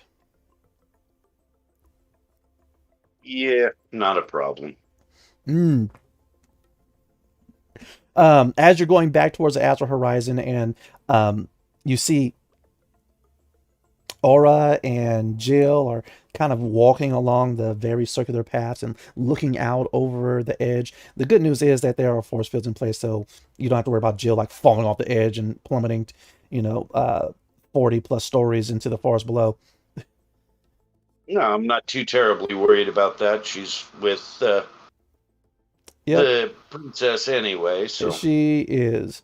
And who's currently wearing a slightly raggedy hood, as a matter of fact. But you're sure that she has her reasons. yeah. And I'm fair sure I know them. Mm-hmm. Yeah, she is quite the celebrity, and so if it was to get out that she was here, that would be a whole kerfuffle. Could work to diffuse some of the political crap long enough for us to get out of here. While she would be respected for her place, she has no pull on this planet. No, but she makes for a hell of a distraction. So true. But as people are getting off, including Nathkar, who is like stepping out and he just kind of tasting the air. This Step place over by him, is horrible. pat him on the shoulder and tell him to keep his tongue in his mouth. It's not so bad. I can feel the stank on my scales. You don't have to get out of the ship. You can go back and play with the holograms more. Agreed. And he goes ahead and marches himself back into the Astral Horizon. All the while, Brave Stride, while you're telling the story of riding the Cryo Drake to these Stormclaw sentries who are supposed to be doing their jobs and not, finally, another member of the Loud Roar, you could tell because they are very lion-esque with the huge manes. He goes ahead, he breaks it up. What's going on here? What? Brave Stride. Loud Roar. Look at you. Wait a minute. No one said you were making the delivery. Captain of the ship I'm on. Doing the delivery. I'm Varker. Varker Loudroar. You're Rylan, correct? Brave Strides. Good clan. Good clan. Either way, I'm on the clock. And with that, he goes ahead. He goes, come on! And he looks like, he said behind him as his assistant is coming up. She appears to be more of the cheetah-like Volna. She is, of course, holding the clipboard and everything. He goes, all right. Show me these glargs. All right. Going up the archer. I'll tell you, Thunderclouds. That's what their name are. Say it again. The guys I was talking to before, I'm gonna. Oh, Stormclaws. Stormclouds, and I'm going to bid my farewells to them. All right. Yeah, they're like kind of upset that the party's kind of been broken up, but they get back to it. It was like, hey, we'll send you our sim links. You know the reception out here is shit. All right. They're like, yeah. Text takes forever, but it works. Go ahead and send it. Right. And with that, finally from the cargo hold, the container holding these huge furry glogs are slowly descending, and they seem extremely anxious. Immediately, Varker, he gets a call on his comm unit. He goes, Rylan, I have to deal with this. Run everything by my assistant. I go through a few. She knows who she is. But it's good having you back on the home world. Thank you. But is your brother Varkus? No, I'm Vark. I think I met one of your. Wait, you said Varkus? Varkus. Oh, yes, it is my brother. I'm Varker, he's Varkus. We're the Varks. Okay. Wait a minute. Did he try to wrestle you? He did. You beat him? No, he's a strong one. Yes! He goes ahead, slaps you on the shoulder. It's all right. Trust me, if he was good at something else, he wouldn't have won. All right. Once again, my assistant, she'll take care of you. All right, do you need anything, you talk to her. Welcome back home. Thank you. Oh, I'm sure they're going to hold a feast. Yes, it's already being prepared. Send me the invite. You are invited. And so with that, he goes ahead, gives you a nod, goes back, roars at some more people to get back to work. Finally, Brave Stride, you go ahead, you turn to the cheetah-esque Volna, who is currently, she is making sure that this huge container is being loaded onto a hover flatbed that is connected to another hover truck. And she turns, okay, and you're Rylan Brave Stride, correct? Yes. Sound bored. No, not bored. It's just that this is very important. Sorry. Are these like top tier breeds? No, but there's. She looks around, make sure no one's listening. Something's happening to our Glog population. What do you mean? Their numbers are dwindling. They're getting to the point where they might become an endangered species here on Vol. Have you ever checked the remains? That's the thing. There haven't been remains. So they're disappearing.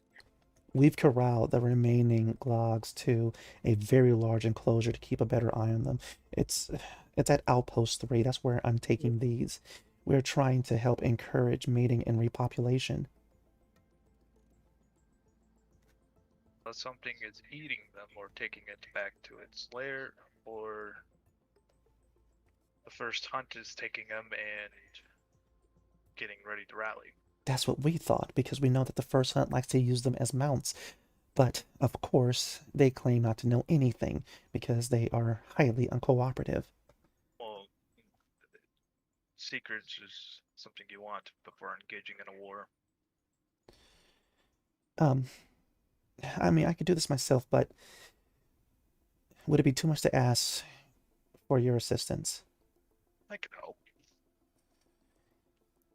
Because if it is the first hunt, they're not going to want this transport to get to Outpost 3. And they've been increasingly violent.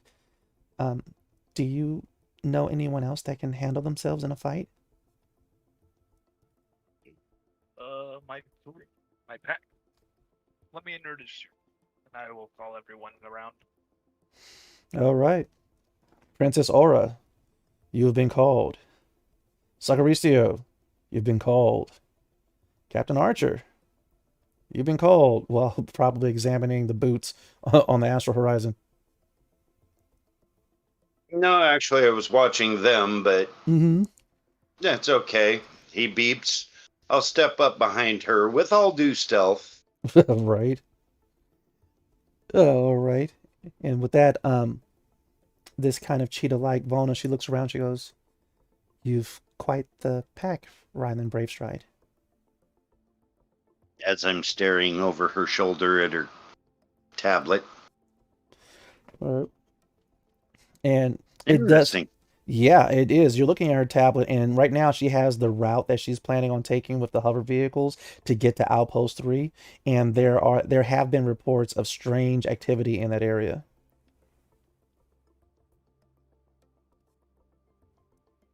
So what's the story, Oh, Fuzzball? what are you doing? Taryn! You should never sneak up on Avona.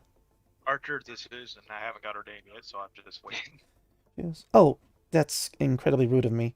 I know your name, but you don't know mine. I'm Tuji. Tuji Keen Eye.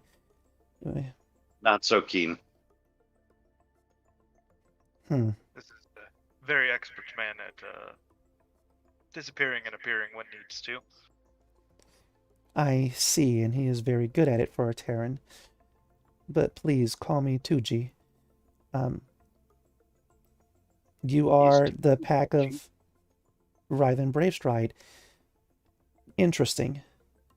But if you're... Never said that we had to just have Valna in that pack. This is true. This is true. And you are all agreeing to help me with transporting the Glocks to the enclosure? Well, I mean, I can pay, and I didn't want to go alone in the first place. yes. I do think we should bait a route first. And with that, she goes, I don't understand. Well, if there's been a lot of issues or attacks and other unexplained stuff on this route that you use commonly, you know, the old ones, the first hunt, Mm-hmm. that are really good at ambush tactics. Well, agreed, but that's why I chose this route, because this circumvents any of the sightings of the first hunt. There's been reports of other activities, strange behaviors from the local flora and fauna, but nothing from the first hunt. If I can slide up on you as easy as I just did, you really think you're hiding anything from them? They might be routing, I see. and the creature is unsettled. Well, Do these things seem more nervous to you, Raylan, than they were on the ship? they really do. And she goes, that's not a good sign. They've been confined too long. If we don't get them to the enclosure soon, they're going to turn violent. And if they turn violent, they're going to hurt themselves. And if they hurt themselves, then they won't. How much space do you have for landing at this enclosure? If we can't bring ships in, it is against the Valna's way, as we try to protect the wildlife here. Yes, aircraft, it causes a disturbance that kills off or damages all of the flying creatures and insects, and so it's prohibited. Val itself will engage on you pretty much. Hmm. As a matter of fact, at the top of every one of these spaceports is various turrets meant to bring down vessels that are Not a disturbing the. deterrent. It is a destroyer turret. Yes. So, No, I don't have to fly very high off the ground. Shit. no. But okay, you got another truck and flatbed. It was, well, no. You guys aren't prepared for this. With that, she goes ahead. So it's actually like it's a hover truck, and then it has a flatbed attachment to it that the glogs are loaded onto. She goes, well, the hover truck sits 8. There'll Not be, the reason I was asking if you had another. oh, no. Unfortunately, there's debate whether we should be helping the glogs or not, since it's interfering with the natural order of things. Of course, the first hunt still have a few clan elders amongst the circle of alphas, and so yeah, this is kind of what I got right now. But you've already agreed to help, correct? You're still going to help me, right? Yeah. Oh, it will help. The one thing that the Val know, they can't deal in cash, they'll deal in favors. If you want a favor instead of Cubal, fine with me. Thank you very much. And with that, she shakes her hand very rapidly, Brave Stride. Then she turns and she looks. She goes, and she kind of tilts her head to the side.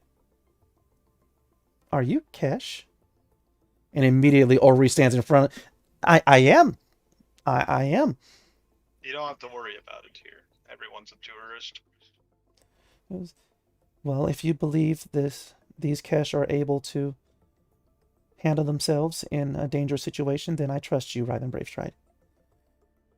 One right there, and I point to Aura.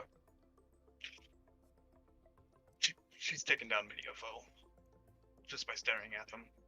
She kind of freaks me out. And with that, actually Jill, she steps forward. She goes, "Oh, Daddy, where are we going? Where are we going? Are we going to take the big on the ship, little one? No, but Daddy, we just got here." Oh. But there is potential trouble brewing, and I won't have you in the middle of it, and you know better than to argue with me. Off with you now. Okay. And she goes stomping back towards the astral horizon, taking some of the taking some of the candy out of her pockets, and just like leaving wrappers as she's going. Princess, can I ask you a favor? Which princess? You. The only one I'm going to call Princess. What's up? Can your little companion here play babysitter? I don't trust her to stay. You He know. makes a valid point. And with that, Your Grace, if you're going into danger, I'd rather be at your side. But Isn't that my job now? if you That's right. commanded, You of got course, I will follow watch me. over the little one. Immediately, you guys hear heavy footsteps coming off of the ramp, and it's Remus who goes, "Why wasn't I notified? Because you were moping in the corner. I was not moping. I was gathering my thoughts." It looked like open to me. Wasn't he tucked under the blanket again? Listen, I don't but that know looked who keeps sticking on way taking out my there, too. blanket, but that is a different situation. Immediately, he stomps over to the princess. Hi, and immediately Ori jumps up and puts her hand over his mouth, and he's getting ready to like throw her, but then he's like, "Okay, I can't do that." Sentinel Remus, aboard this new planet, perhaps a more discreet method of identification would be helpful. Perhaps we do not want everyone to know who is actually here.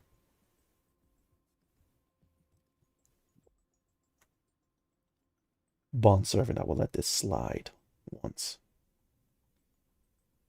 Ahem.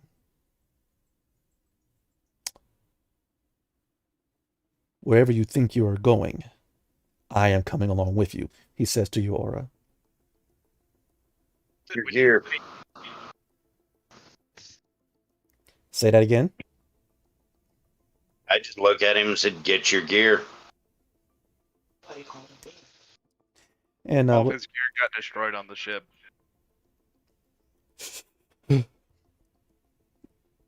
not all of it. I still have some in my dignity. What's left of it?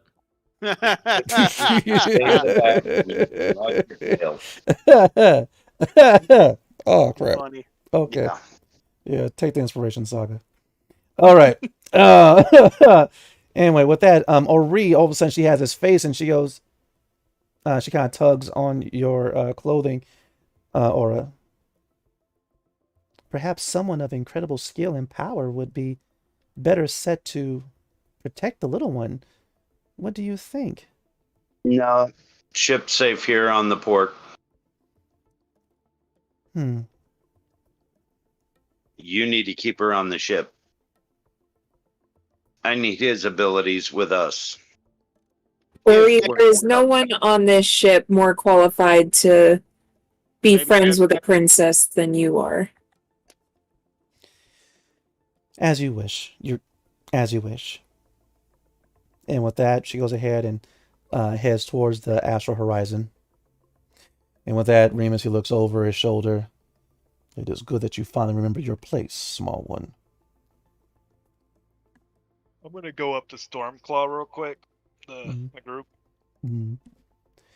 You go back over to him, and there's like, "Hey, Brave Strike! Hey, look, we have a hollow of a cryo drake. Could you put your paw on it?" What? If you let any harm come upon my new companions that are staying on this ship, I will hunt you down like dogs. With that, they kind of look at one another, and one of them says, "A Brave Strike can't be stopped." Yeah. Go ahead, roll your intimidate with advantage. They know what the Brave Stride name means. And as a side note, after Remus's snide remark, I'm gonna say, Remus, hey, lean down to me real quick, and then I'm gonna smack him on the head for being shitty to Ori. On the head, got you. So you go ahead and slap him across his bald catch head. Just. He got the bad boop. He's not a speaker. You already have to. You got enough. All right, but He's as bad as I am. Anyway, with that, he goes ahead. He composes himself. You can see his jaw clenching. But the Sentinel Remus, he stands up tall. Thank you. And he steps to the side. The Stormclaws, Rylan, they go ahead. They reassure you, like, listen. They will have to get through us in order to get to your ship. Also, don't let the little girl run away. Of course not. That part's gonna be a lot harder than I think you're thinking. She is crafty, and her dad can disappear like a ghost. If she picked that up at all, you will have a hell of a time trying to find her. We understand. Consider it a challenge. We will make sure to keep our ears open wide for her. So could we get that signature on her hollow of the cryo drake? Could you just sign right here? Yeah. Thank you. While he's doing all that, catching the little dock assistant by the shoulder and saying, "Look, I'm doing you the favor. Get the clamps off my ship. That's the favor I want." Well, then I will definitely see what I can do. I do more than that. Well, I can't do anything right now. I mean, we've yet to transport, and immediately the Glog started banging up against it and kind of rocking it. Oh, we should go. We should go now. And she immediately hops into the hover truck. Right now. All right. And so, Princess Aura, you and the Sentinel Remus hop into the truck. Captain Archer, Sagaristio, Brave Stride, you guys as well. I'll actually hop back on the back with the crates and activate a little certain something as soon as it looks as though nobody's looking. Ah, okay. And so, also, it's one big container that's being dragged by effectively a pickup truck. And so, if you want, you can also be in the bed of the hover pickup truck. Yeah, if that'd work better. However you want to do it. But yeah, you go ahead and do so. You get into your position, and immediately the hover truck and its cargo begins to pull towards the central lift of Spaceport 9. And actually, we've come to the point where we got to take a break. All right, but when we come back, we're going to see what's going to happen once Argus and Tana finally arrive at Vol. All right, we'll be back in 5.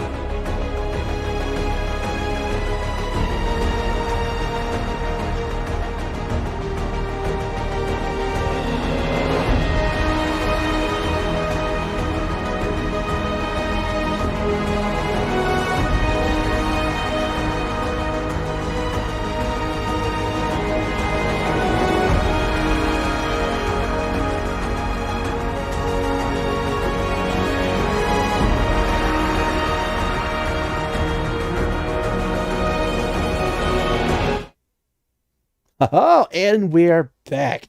And we are going to actually pick up with Argus and Tana. Argus, you have just finished your space jump, and you're currently coming around the dark side of the Crucible in the Vol system. Immediately, the ship is scanned, and you're asked to disable all weapons, and of course, state your purpose for being here. I will definitely follow the commands on that. I'll disarm the weapons and reply on comms. This is a private vessel seeking a fellowship that would have transported here recently. Why can I never remember the name of the ship? Ook. With the Astral Horizon. Astral Horizon. Yeah. Seeking permission to dock. Right. They tell you to hold. But honestly, the hold is not really that long, as, of course, Jane immediately confirms that you are who you are, and it is confirmed by them that you're allowed to land. And with that, especially when they realize that she is the current captain, acting captain of the Astral Horizon, which is now linked to Brave Stride, which gives her a little bit extra pull. With that, immediately they tell you, "Oh, please go ahead and land at Starport 9." Acknowledged. Landing now. Right. And as you're, of course, you're going across the landing, immediately they kind of force like almost like a pop-up of all like the regulations and whatnot of what's happening on Vol. I will read through it quickly, try to catch any keynotes, because I have never been here before. Right.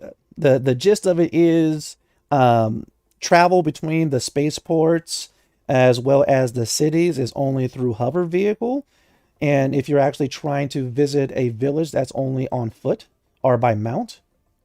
There are very specific areas where hunting is allowed, but nowhere else. And it is illegal for you to attack any creature unless it is attempting to, of course, harm you. Acknowledged. Lastly, no air travel. Acknowledged. My forte is not necessarily land vehicles, so that may lead to some complications later, but I guess we'll run into that when that's the case. I will hail the current Captain Archer, Jane. Mm-hmm. And immediately she goes, "Hey, Argus, I just got the call. You guys are back pretty quick."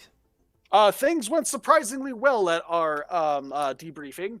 However, I will need you to have a data pad ready for on-hand transfer of data. Donna, we're getting rid of that goddamn thing as soon as we can. We're throwing it on whatever ship is leaving here first, and we're never looking back. He goes, "Deal." He goes, "Jane, I hacked them. I hacked them really good." Wait. Who hacked who? He goes, "You know." And like Tana's like, Don't worry about it. Yeah. No, go ahead, land. Yeah. I keep telling you to stop doing that. What? It's fine. It's fine. Land right there. Right there. No, I'm landing in the designated area. You will sit down and be quiet. Fine. Sorry about that. I Yeah, hope everything Jane is well. is cracking up. And she goes, "Listen, seeing that you two are fine, it warms my heart." All right. I do have some news. We are no longer working for the Science Guild, so we are effectively freelance at this point. Oh. Well, you know, you always have a Not home what I here said. aboard the Astral Horizon. That's why we're back. You go ahead and you touch down. As soon as you're coming out of your ship, there is this very cougar-style Volna with a heart-like clipboard. Name? Argus, designation 1990417, Vector Echo Ranger Kappa. He goes ahead, looks, and he reaches and he actually copies an image of the ship number, placed into his docking fee will be 1,000 cubal. How much did I get paid by the Science Guild, by the way? You actually got paid 2,000. Okay. But with that, immediately, Tonto goes, "Here you go, my good furry man." Oh, yes. With that, he goes ahead, he looks at the cubal chip, slots it in. Ding. Very good. And with that, he goes ahead and he bows. "Enjoy your stay here at Vol." Please adhere to all the rules and regulations. And with Of that, course. he steps off. Thank you, sir. Tana, we're getting rid of that as soon as possible, too. No, we're spending this as soon as possible. No, you understand every time we spend it, it pings our location, right? Nah, not this one. Are you sure? I'm pretty positive. I don't believe you. Well, like these, your standard ones, yeah, this is tracked and everything. This is mine. It has my name on it. It has my same ID. All this, yes. This one, no, we use these. All right, when we want to be discreet. Incognito cubal chips. Yeah, those is that the Cognito chip you jacked off of the high researcher? Yeah, I'm surprised he had one too, but it's ours now. I'm going to verify with the archers that is safe. They seem to at least be a little bit more connected with that realm than you are. And by the way, you are no longer allowed to hide information from me. So when you say hide, I mean spill it. okay, so I rented us a ride to go check out the Twilight Labyrinth to see if my brother's research notes were accurate. What kind of ride? And with that, this shiny silver hover vehicle, it's like effectively like a luxury hover vehicle. We got it for the week. Ta-da! Donna, you realize I'm trained in aircraft, not hovercraft, right? It autopilots. Well, that's definitely handy to know. In the meantime, perhaps we should worry more about catching up with the group before running off to the labyrinth. Well, of course, you got to say hi. Come on. And with that, she grabs your hand and starts dragging you towards the Astral Horizon. No, she's not. She's gonna try. She's just walking, but she's walking in place and not going anywhere. No, we need to come to an agreement now, little one. Ah, fine. What? As you may recall, we no longer work for the Science Guild, yes? I am officially suspended. Yes, which therefore means you are no longer my boss. And the bigger one gets to make the better judgments. Are you shaming me? No, I am taking rank. Because I'm smaller? Oh, I expected better of you, Argus.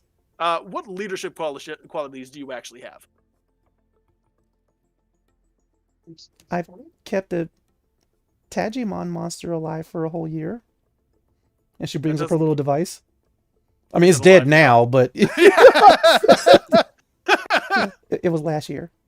Yes, and I have kept you alive this entire time. Yeah.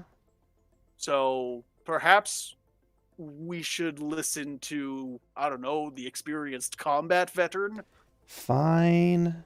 What does the experienced combat veteran say we do now? You listen to me when I tell you stuff. And I'm you do not hide listening stuff to from you. me. I'm listening to you right now. While What did I I'm say? trying. You're saying that you want to get into the shiny new hover vehicle, That is not what I said in the slightest. but you meant it. No. But you We will need- mean it after we catch up with everyone. You said you wanted to catch up with everyone. And they're right there.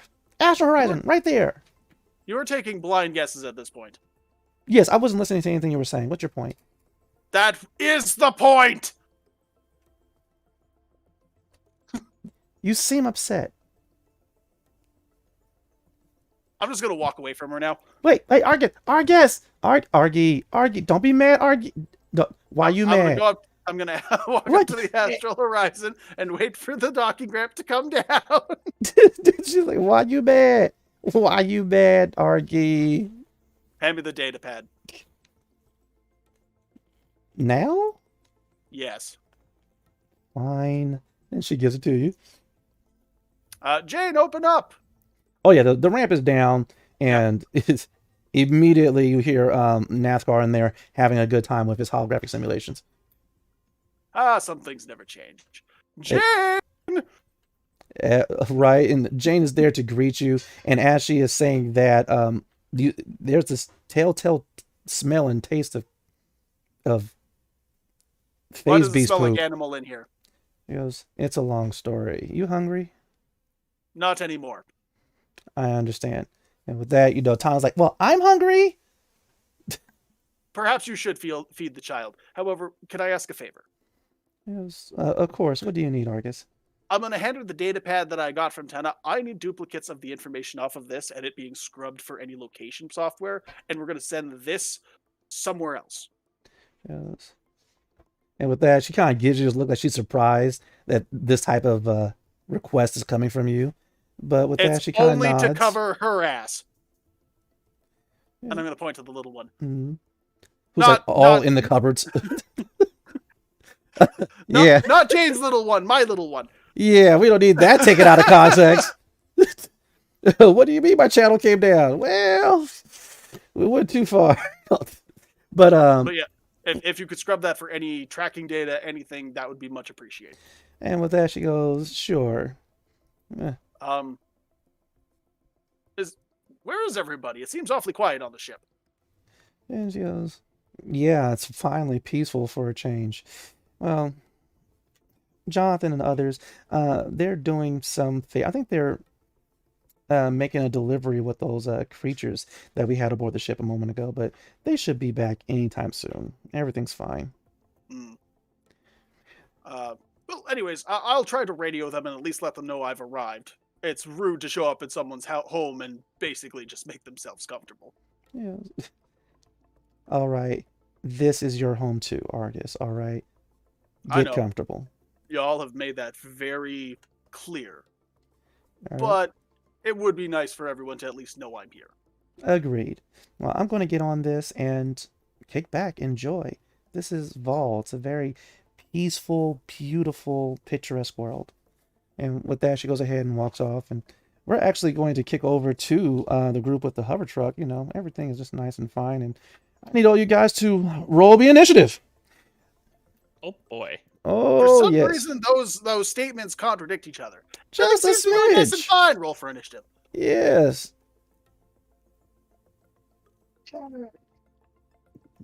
Everything is only mildly violent. Most definitely.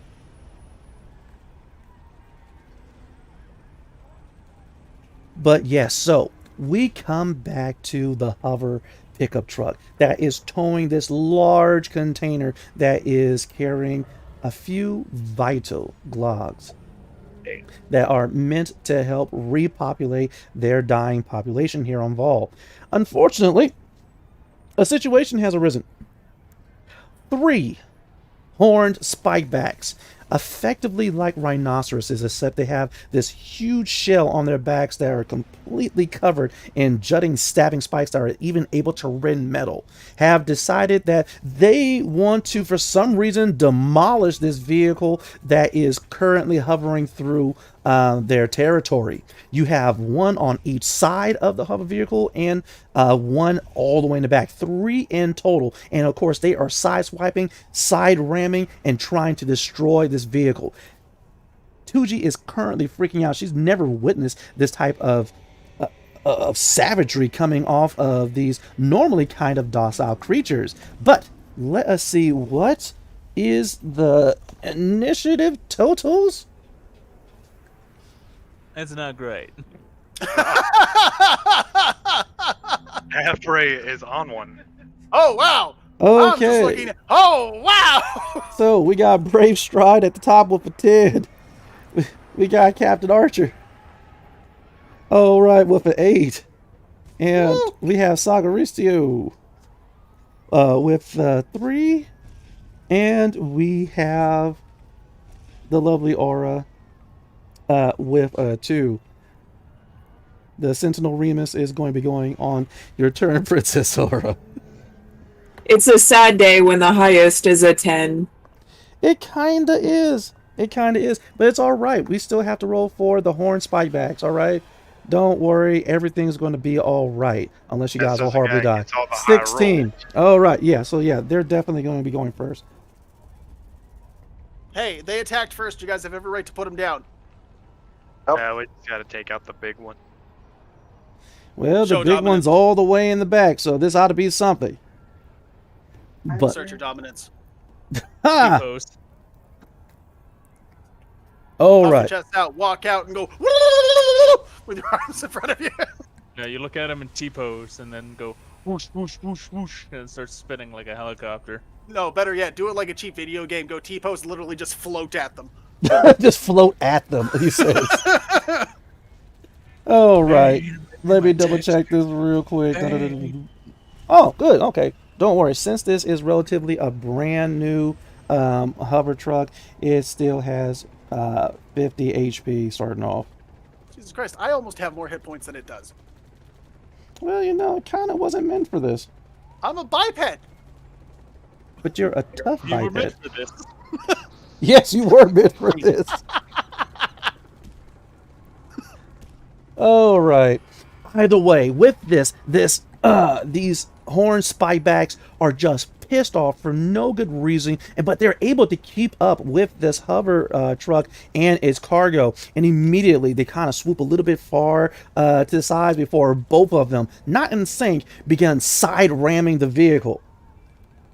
Let's see what happens. Don't worry, Avray is not going to screw you guys with this. You shut your whore mouth. You're Oh. the only one getting high rolls. All right, listen, that's not completely true. Don't You worry. you So have far, the rolled truck the AC highest is result 14. Okay, Oh, good. Look at that. Even though these horn spybacks are rattling this hover vehicle, and 2G is kind of freaking out, doing her best to make sure that she's not going to slam into any of the mighty trees that compose of this forest. So far, no damage is taken by the two that are flanking the hover truck. As for their leader, he is definitely coming up, getting ready to actually ram the container that has the glags. To which he does, inflicting 10 points of damage onto the back container. How much health does the back container have? Oh, it had 50. But right now, there's this huge dent into it, and the glogs inside are losing their chalupa. They're rattling around, shaking it, and even making this entire vehicle harder to steer. But that is the bad guys. Those are the monsters riding Brave Stride. Did you roll for advantage with your... You did. Okay, cool. And still got a 10? Man, these dice. All right, but Brave Stride, what do you do? Just have to be a dick about it. I think we're just gonna go for a brittle shot with Cynthia's revenge. Ooh, a what shot? The cryo shot that you gave me Ooh, nice. on the big guy. Oh, on the big guy in the back, or one of the slightly smaller ones on the sides? No, I gotta deal with the big guy. All right. And it being a beast, I'm not even going to make you roll for it. These things are kind of tough, but they're not really into dodging. So, yeah, the AC for it, because of all your various abilities from being a hunter, is 11. Okay. You also know that they typically have 45 HP, though this big one right here, he may have more. Alright. And then he is a beast. Yes, he is. Okay, let me do this real quick because I'm on a mission right now and we gotta take care of this quick before they tear us down. Mm-hmm. Hunter's Mark. Ooh. Which will give me, because he is a beast, and that is my quarry type, will be dealing a extra 1d8 damage if I hit. All right. Placing your hunter's mark is a bonus action, correct? Yeah. Awesome. You do have one slight issue. All right. Remember, you are in the truck bed. Behind you is the large container that has the glogs. Behind that container is where the lead horned spikeback is. In other words, yeah, you will have to get onto the container in order to get a clear shot. Otherwise, it will have three quarters covered. All right. Also, Captain Archer, get ready. You're next. So, do I need a roll to get on the container? To get on the container? No. To stay on it? Yeah. All right. Luckily enough, it's a simple hop just to get on there. There's no need for you to roll athletics check or anything to get onto it. But in order to stay balanced enough to get a shot, I will need a dexterity check, DC 10. Or you could use acrobatics. I'm using fucking inspiration on this whole. Like, it's a DC 10. You got this. 9. Wait, no, I got the inspiration. Woo! 25. Only the lower half of your body is moving. From the waist up, statue still as you begin to line up the shot. Go ahead and take your shot at this extremely pissed off horn spikeback. Roll that damage. 26, 19 on the die, plus 7. Woo! And it's the brittle shot. Ooh. So damage would, since there's a hunter's mark on it, would be a 3d8 plus 4. Ooh, very good, very good, very good. There was something I was reading in the equipment a little bit earlier. Does that gun have the high velocity rule? Yes. Okay, just a second.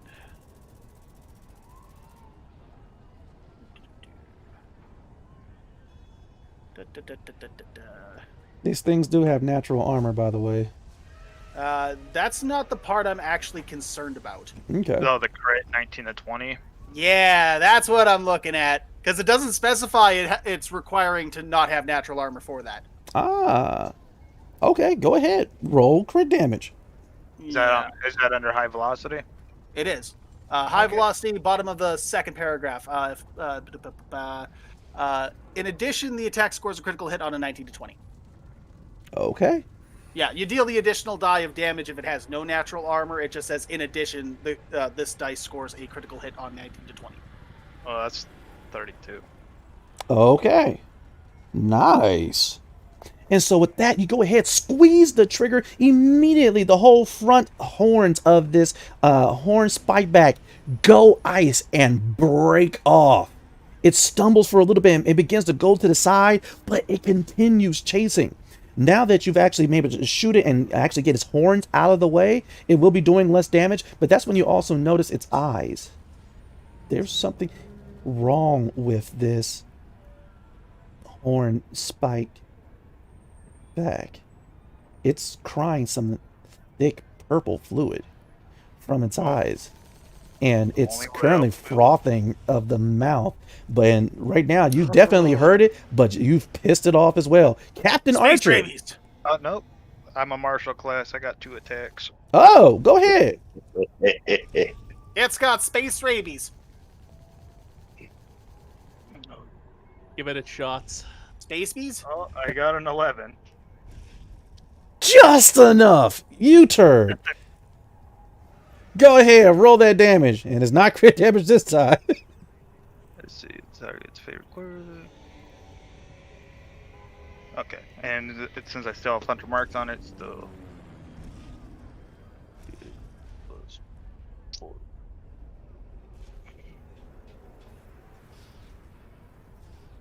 Oh! You didn't need it. Do you want to describe how you managed to completely deter this horn spikeback?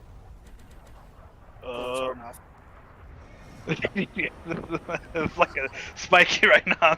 Yeah, I put one right between the eyes. All right, big game hunter. Ka-ka! All right, it goes through the plated skull. The creature goes ahead and does one last leap as it falls short and slides to a halt, only to be left off in the distance from the speeding hover truck still hovering through the woods. Beep beep. The effect lasts for 1 hour until your concentration ends. If the target drops 0 hit point before the effect of this feature ends, you can use your bonus action. Nope, I already used that. So on a subsequent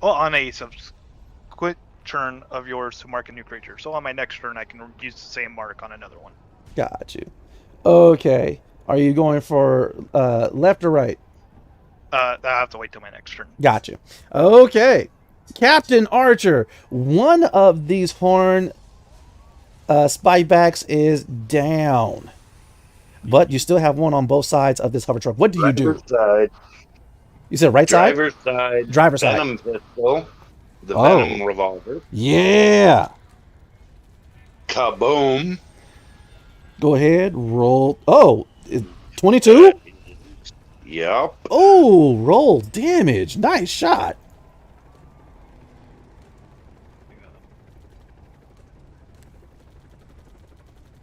Sagaristio, you're coming up after him. Oh 8 boy. plus. Man, so you go ahead, whip out this large pistol with the And green I chrome. get, Death Strike. So I'll be doing an additional 3d6 in a moment. Oh, okay.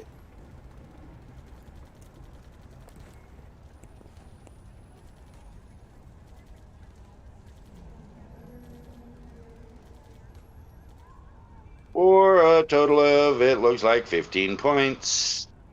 And I don't remember exactly what the poison rules were on that, but yeah.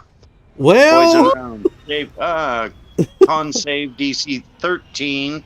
yep, Or it 1d4 didn't make the and con poison. save. So it's poisoned for another 1d4 points of damage. Woo! Go ahead, roll that D4 poison damage. As you just go ahead, line up the shot, hold that Venom revolver with both hands, squeeze the trigger, it bucks. There's this green poof along the side of this spike. Another 3 points. Oh, okay. It ain't feeling so good. It really isn't. You also notice too that as they see that green puff and immediately begins to slow down just a little bit as you manage to catch it right between the spikes. It too is crying this purple thick fluid. You're not exactly sure what the heck that is about, but also this thing seems unnecessarily pissed off and mad. That is an action. That is. Princess, what the hell's this purple stuff leaking out their eyes? Drawing attention to the purple stuff. What do you say, Aura? I didn't put a whole lot of time studying xenobiology. I have no idea. Can anything? I don't know. Shit. I love anything purple come up. Princess! What this? Yep, it's What purple. do? It hurts. You have a degree in purpleology. Well, at the very least, she's handled a lot of purple things since we've started knowing her. Most definitely. But yeah, just asking her that question, I'm not going to count it as anything. You still have a bonus and you still have a move. Do you do anything else, Archer?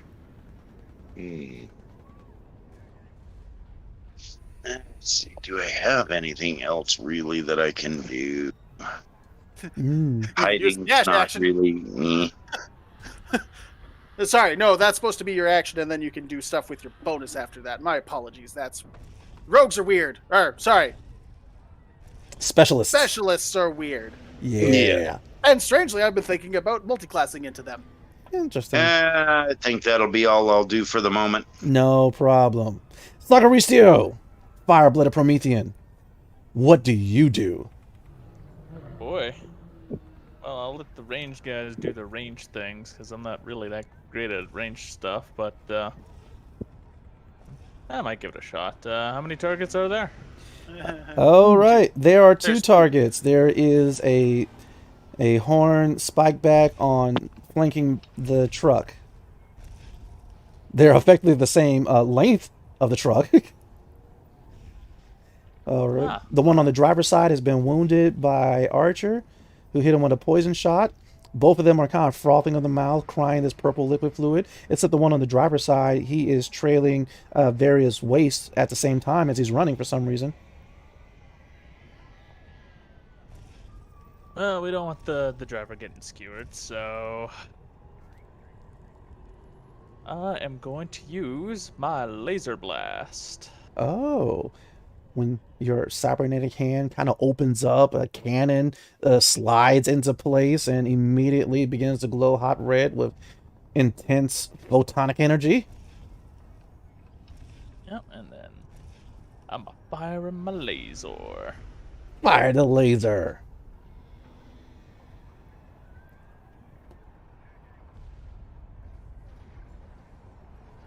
Yeah, we're gonna inspire that. Oh, wow! Wow. And fuck that. We're just gonna use one of my rig expansions and re-roll it. Wow, you have a... And so with that, you go ahead and you're trying to angle this shot On correctly, and pshoo, and it's a miss. You go ahead, you put your other arm on it to stabilize your arm, pshoo, and somehow it's another miss, though several trees are falling off in the distance. Whoa! Plus 15? That's supposed to be. Yeah, so a targeting scanner gives me a +10 to my re-roll if my previous attack misses. You definitely hit it this time, then, with a 28? Yes.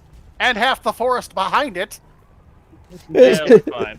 And so after missing 2 times, you just go ahead and your arm further expands out and unfolds, and it adds a different barrel, adds a little laser dot We're aimer. gonna expand that forest too. Yeah, exactly. We're going to explain it well. Add that to my list of made-up words. All right. You're going to man-explain it. Or 16 points of dabblage. Oh, Solid. very solid. Solid as the hide of a horned spikeback. After I have somehow lost my utensil. Oh, there it is. My utensil. Okay, 16. And with that, you completely melt off several of the spikes along its back shell, but it is still charging on. Alright, so I will bring out my assault drone at rank 3. Oh no. Yeah, it just adds on like another d8 to its damage. Don't worry about it. And so with that, after that blast and your arm is kind of spent a little bit, it turns back into an arm. A portion unfolds and slides open to have your drone come out. It unfolds and starts hovering. Which target is your drone going for?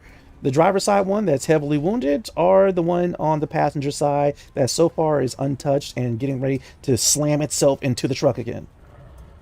Yeah, we'll go with the one that's on the passenger side, and it's gonna go over there. Oh, the untouched Bring out passenger side one? Oh, okay. Yeah, and he's gonna bring out a nice hard light baton and a little ball cap again, and go stop resisting and bonk it. And so with that, it goes ahead and flips up little flashing red and blue lights. All right, immediately it materializes the baton and goes over to the very upset natural armored vehicle weapon beast. I don't know what you did, but it's not showing the result. Yeah, I noticed that. Oh, Try that again. No, you're doing something wrong with the algorithm. All right, how about without the extra words? Well, I think no. it broke it. How the hell? It's halfway down. Give me a second to double check. oh my God! Did we lose our dice roller? It's actually kind of looking like it at the moment. Oh shit! Really? Bust out the dice, gents! Whip out the physicals. Let's get physical. You need to Physical. calm down, okay? Not at all. And no one wants to get physicals here.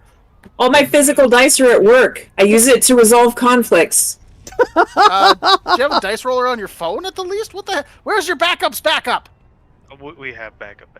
We have Well, there you go. Digging. All right, so dice roller. Let's see. It's a d20, right? So +5. I'm gonna roll it. I trust you. And I got a 10 on that, so that's 15. 15. Roll the damage for it. Oh boy. Oh boy, it's been a while since we've gone analog. It is fine. Rolled 2 of those for a total of 6. Got you.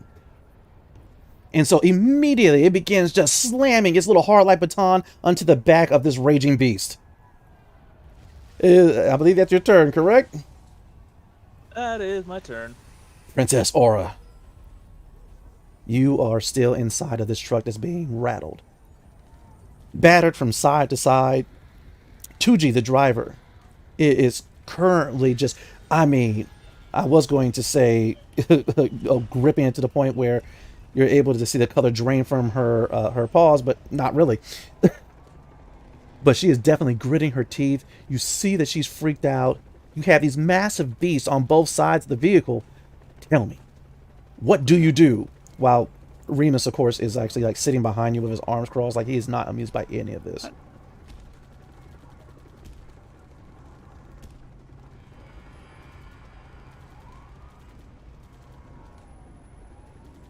Sorry, I was just making sure I was going to use the right words. I'm going to do Mind Spike on the closest monster.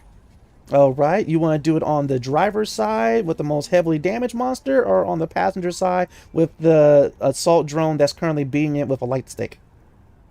The first one. Okay. And so immediately you stare through the glass of the windows into this frothing beast. You kind of enter its mind and you try to deposit some pain. Does it have to roll to save? Is that how this one works? It has been a while.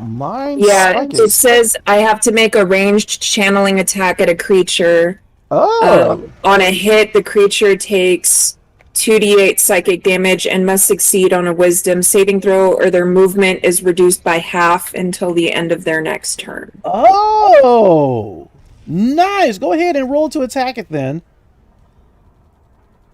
And I'll get ready to roll its will save. This ought to be funny. Your channeling is down by your spells. Oh, I'll be darned. Okay, it's a +1 to its will save. Assuming you hit. The vehicle is bouncing. You're looking over to the side. You're trying to steady yourself so you can keep the creature in sight. 14. A 14 hits! Roll the damage! And while you're rolling the damage, what is your DC that it has to beat? 13. 13. A 6 does not beat that 13. Now I'm kind of curious about how much damage you're going to be doing here. Because you may have shattered this creature's A whopping mind. 5. Oh, 5. Okay, cool. It lives. I'm surprised. But it doesn't matter that it lives because...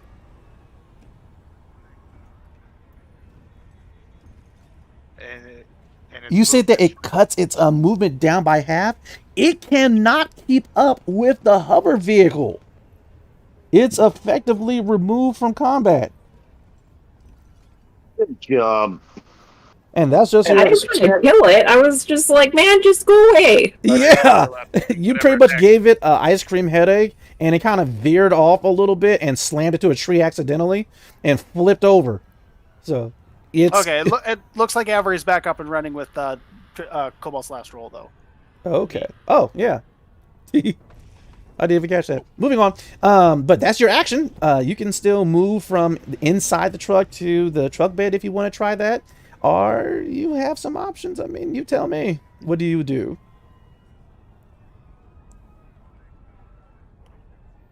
I'm gonna stay right where I am, and I'm gonna be like, Remus, what you doing?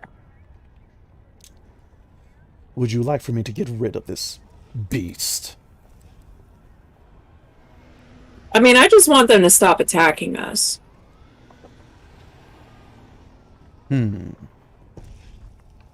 So that is a yes.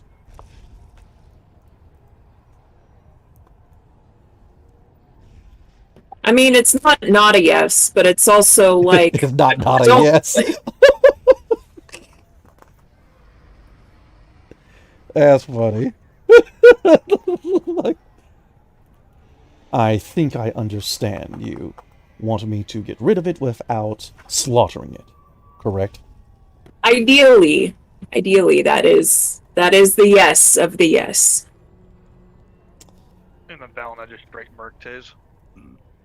Say that again. And the Valna just straight murked his target. Everyone else is being nice. I'm Sure. sorry, you're not a tree hugging hippie. And so with that,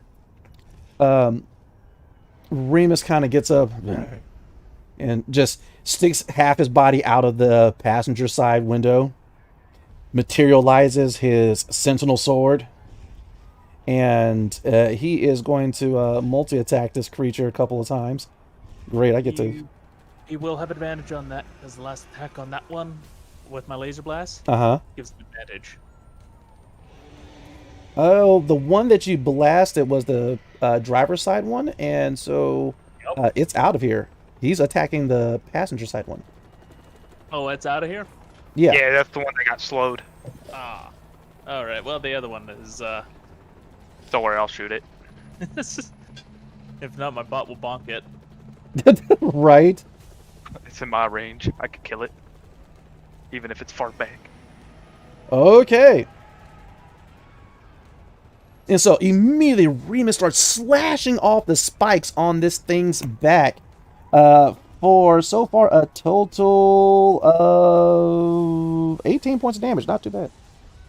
But either way, this thing is still charging alongside of it. And after he slashes off a couple of its spikes, it kind of pulls away a little bit, and then it starts coming back towards the truck extremely fast, and Remus is sitting here doing his best to try to get back inside. Let me go ahead. Hey, Remus can heal. That cargo thing can't take too many hits. This is true. I mean, Remus, take one for the team. I can heal it. He doesn't know that. Don't let him know that. Let him use that thick skull for something. Jesus. I don't think he wants to use it for Jesus. I think he wants to use it for living. It was for something. ... Jesus. Oh, no. No. It's going to be fine. Let's see how this thing slams itself into this hover vehicle. In the name of the Father, the Son, and the Holy Hands. Jesus. Because, he got crucified. He's terrible at playing hide and seek. Yeah. Why? Yeah, he's fine. It's those holy hands, I tell you. Oh, so you think because you guys prayed, this creature missed? You know what? I got my heathen. Again, I was making a crucifixion joke, so... You know what? My heathens are praying. You know what? I'm going to take the win. So yeah, with that, it starts coming in, trying to sideswipe you, and immediately, she just moves the hover vehicle over to the side just a little bit, and now you guys are both going sideways just enough to keep this thing from actually slamming into the hover truck, which brings us back to the top. Yeah. I'd rather be a heathen than one of your Philistines. Agreed.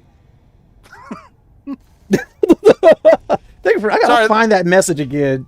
That is an inside joke between him and I. Yeah, it is all right. I don't want you to be an uncircumcised Philistine. Moving on. Family-friendly channel, sir. All right. Hey, I didn't write it. That's in the Bible. What's uncircumcised? All right. You know what? Hit me up on the socials afterwards. I'll link it to the genital message. mutilation, children. Brave Stride, what do you do? Well, since I killed the last one that had a hunter's mark on it, that hunter mark transferred to the one next to us. Mm-hmm. And I'm gonna blast it. Go ahead, blast away.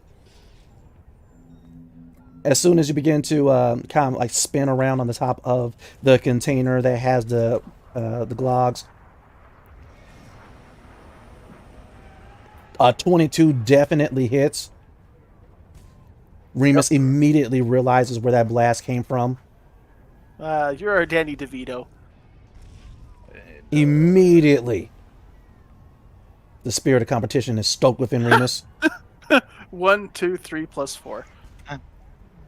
And I got a second attack, so... Yep, it's still kicking. 18. Even though it's in horrible shape right now. 38 plus 4. Guess Hunter Mark's badass was a sniper rifle. I sympathize with that. No! Oh! That's dead.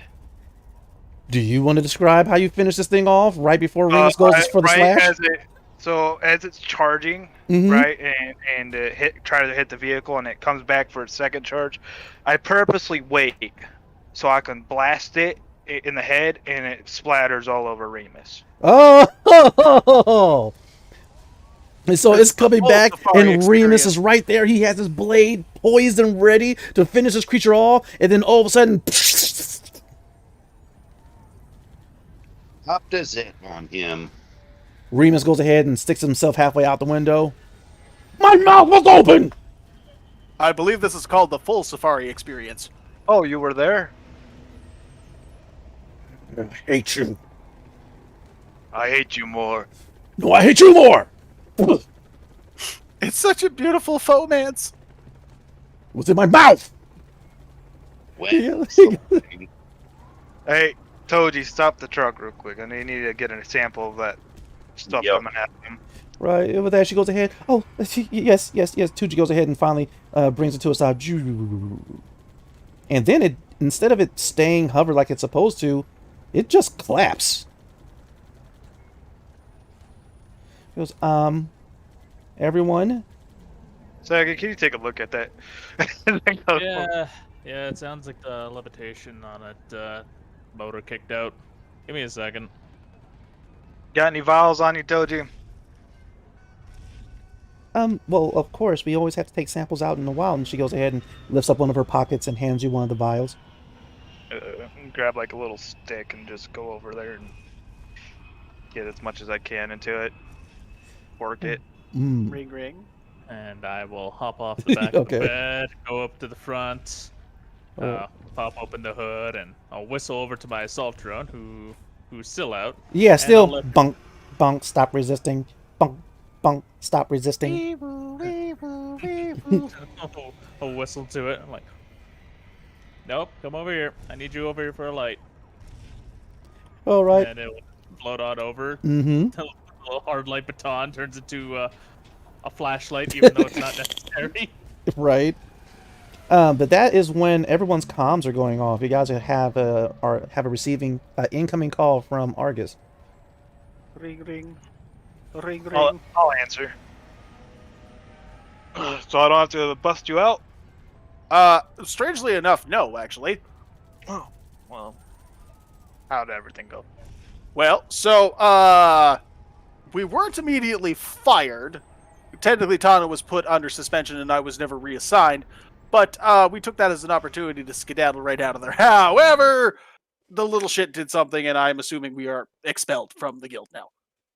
Oh, I'm never gonna get paid. I mean, Hey, literally, you said you weren't worried about getting paid. but she was so like saying that she was going to do it. I mean, I thought. You know, Oh, you should have seen her during the trial. She literally shut up. And you want to know what her excuse was at the Wait, end of it? Do you want to know what her excuse for it was? What? She was too busy hacking the Grand Researcher's terminal to do it. I had to speak for her during the damn trial. She's stupid, but I'm proud. Well, she did steal his credit stick and all of her brother's research information, which, speaking of, is one of the big reasons that we're here. That is just Elna. Her tribe comes first.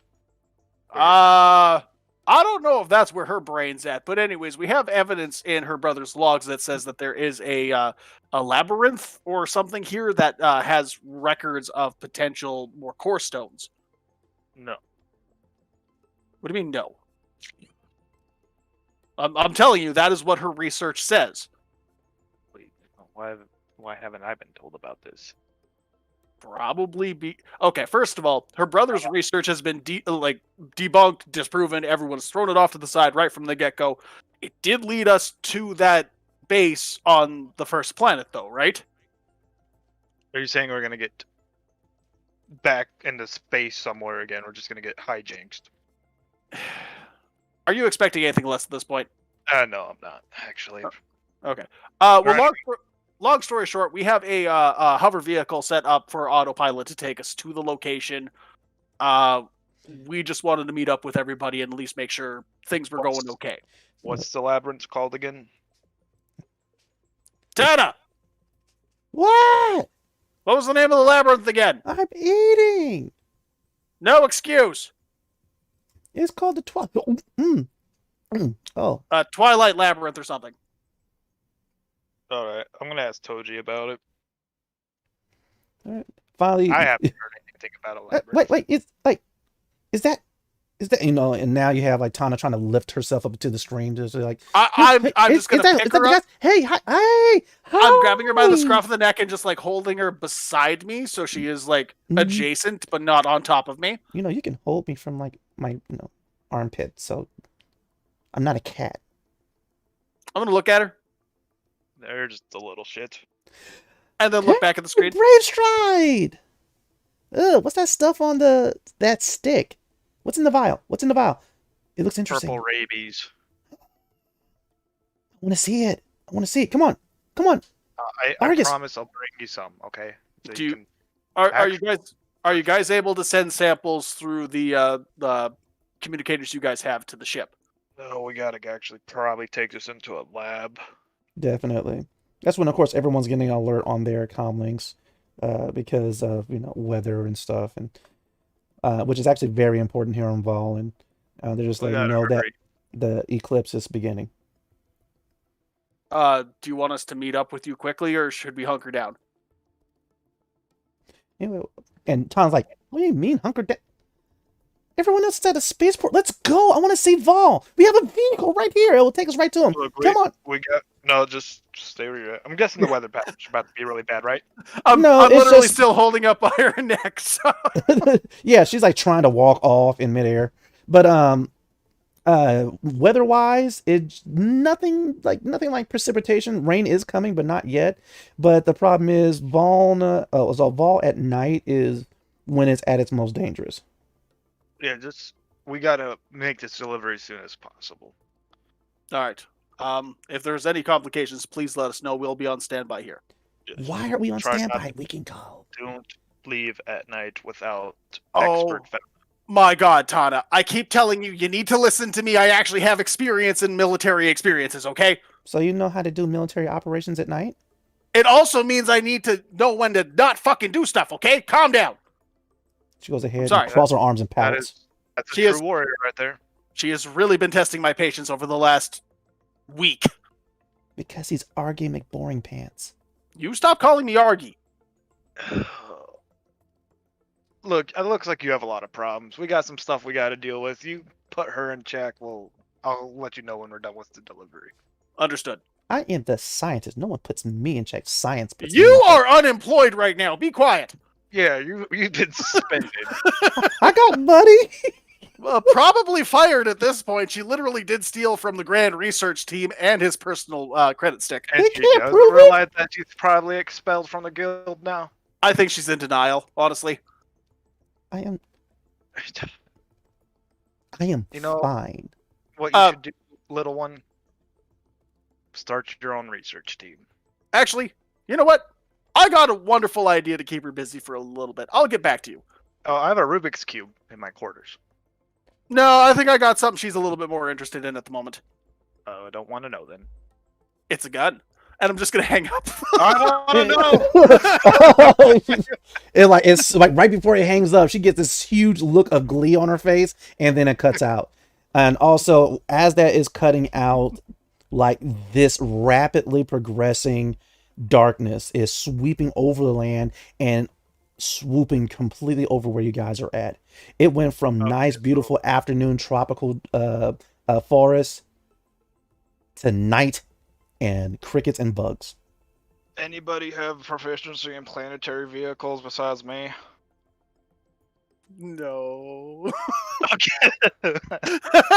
Fly And with anything that, you want. Tuji's like, well, I can, but this thing is a little No. busted. Like, can you drive like a brave stride? And nothing stops a brave stride, I've heard. Exactly. Move over. Yep, you go ahead and We're not gonna stay here. That's I think because I have it all unhooked. Give me a second. Look it up. right. He says that by like this bright glowing light that's shining into some of the inner workings of the hover truck. But as that is happening, the light is attracting various creatures. You know, this is what you all get for not having dark vision, you plebes. It's all right. About So that. far, there's not too many things. There's leaflings that are currently flying Actually- about, twig hoppers. In the far distance, you're able to hear cackle hounds. It's funny that you mentioned dark vision because I do have that. I just Well, wanted do a it. bit more of light. Okay. And do I start hearing like the rustlings of the forest around us? Oh, you definitely do. And immediately, Tuji, she's looking around. She goes, I know we're short on time, but we may want to break for camp. Maybe. Hold on. I'm gonna look at my assault drone. Here's what I'm gonna need you to do, little bud. Doot-doot-doot. Make a little adjustment there and make sure that the hard light, which is normally just like a little glowing blue or like greenish, like Mhm. all of a sudden it's turning into a rave. It turns into a rave stick. I'm like, all right, go in the forest, fly as fast as you can, as far as you can. And with that, it nods. Immediately, it flips open its speakers. Do-do-do-do-do-do-do-do-do. Boom, boom, boom, boom, boom, boom. And it goes off into the distance. Oh, that'll keep them busy for a bit. Most Let's definitely. see. This is playing Move rave this over music. here, It move gets this over between here. 50 Ah, and 60 feet away before you hear some loud roar, the rustling of bushes, and for something knocks down a tree. Yeah, I don't think making camp's going to be the safest thing at this point. But I think I might have found a problem. Hold on, and now we're gonna inspire that. There you go. There you go. The good news And is, with a Fonzie dirty that. 20, say that again. And then Fonzie that. Yeah, you go ahead and give it a nice swift kick, and now the flatbed that has the container containing the glogs is hovering. Just not the truck that's supposed to be towing it. We got that. We also come across a different issue. As you're looking at the sparks coming from underneath the hover truck, as the glogs inside of their container are getting even more feisty, and they're starting to call out. While the Why did it noises break and trace? ambience of the current forest is getting louder and louder as you're able to feel all these various creatures begin to close in on you, we have to bring tonight's game to a rest. It is that time. And so that concludes another exciting session of Esper Genesis. We hope you enjoyed. If you did, make sure to leave a like, comment, and please subscribe to join us on our next live stream.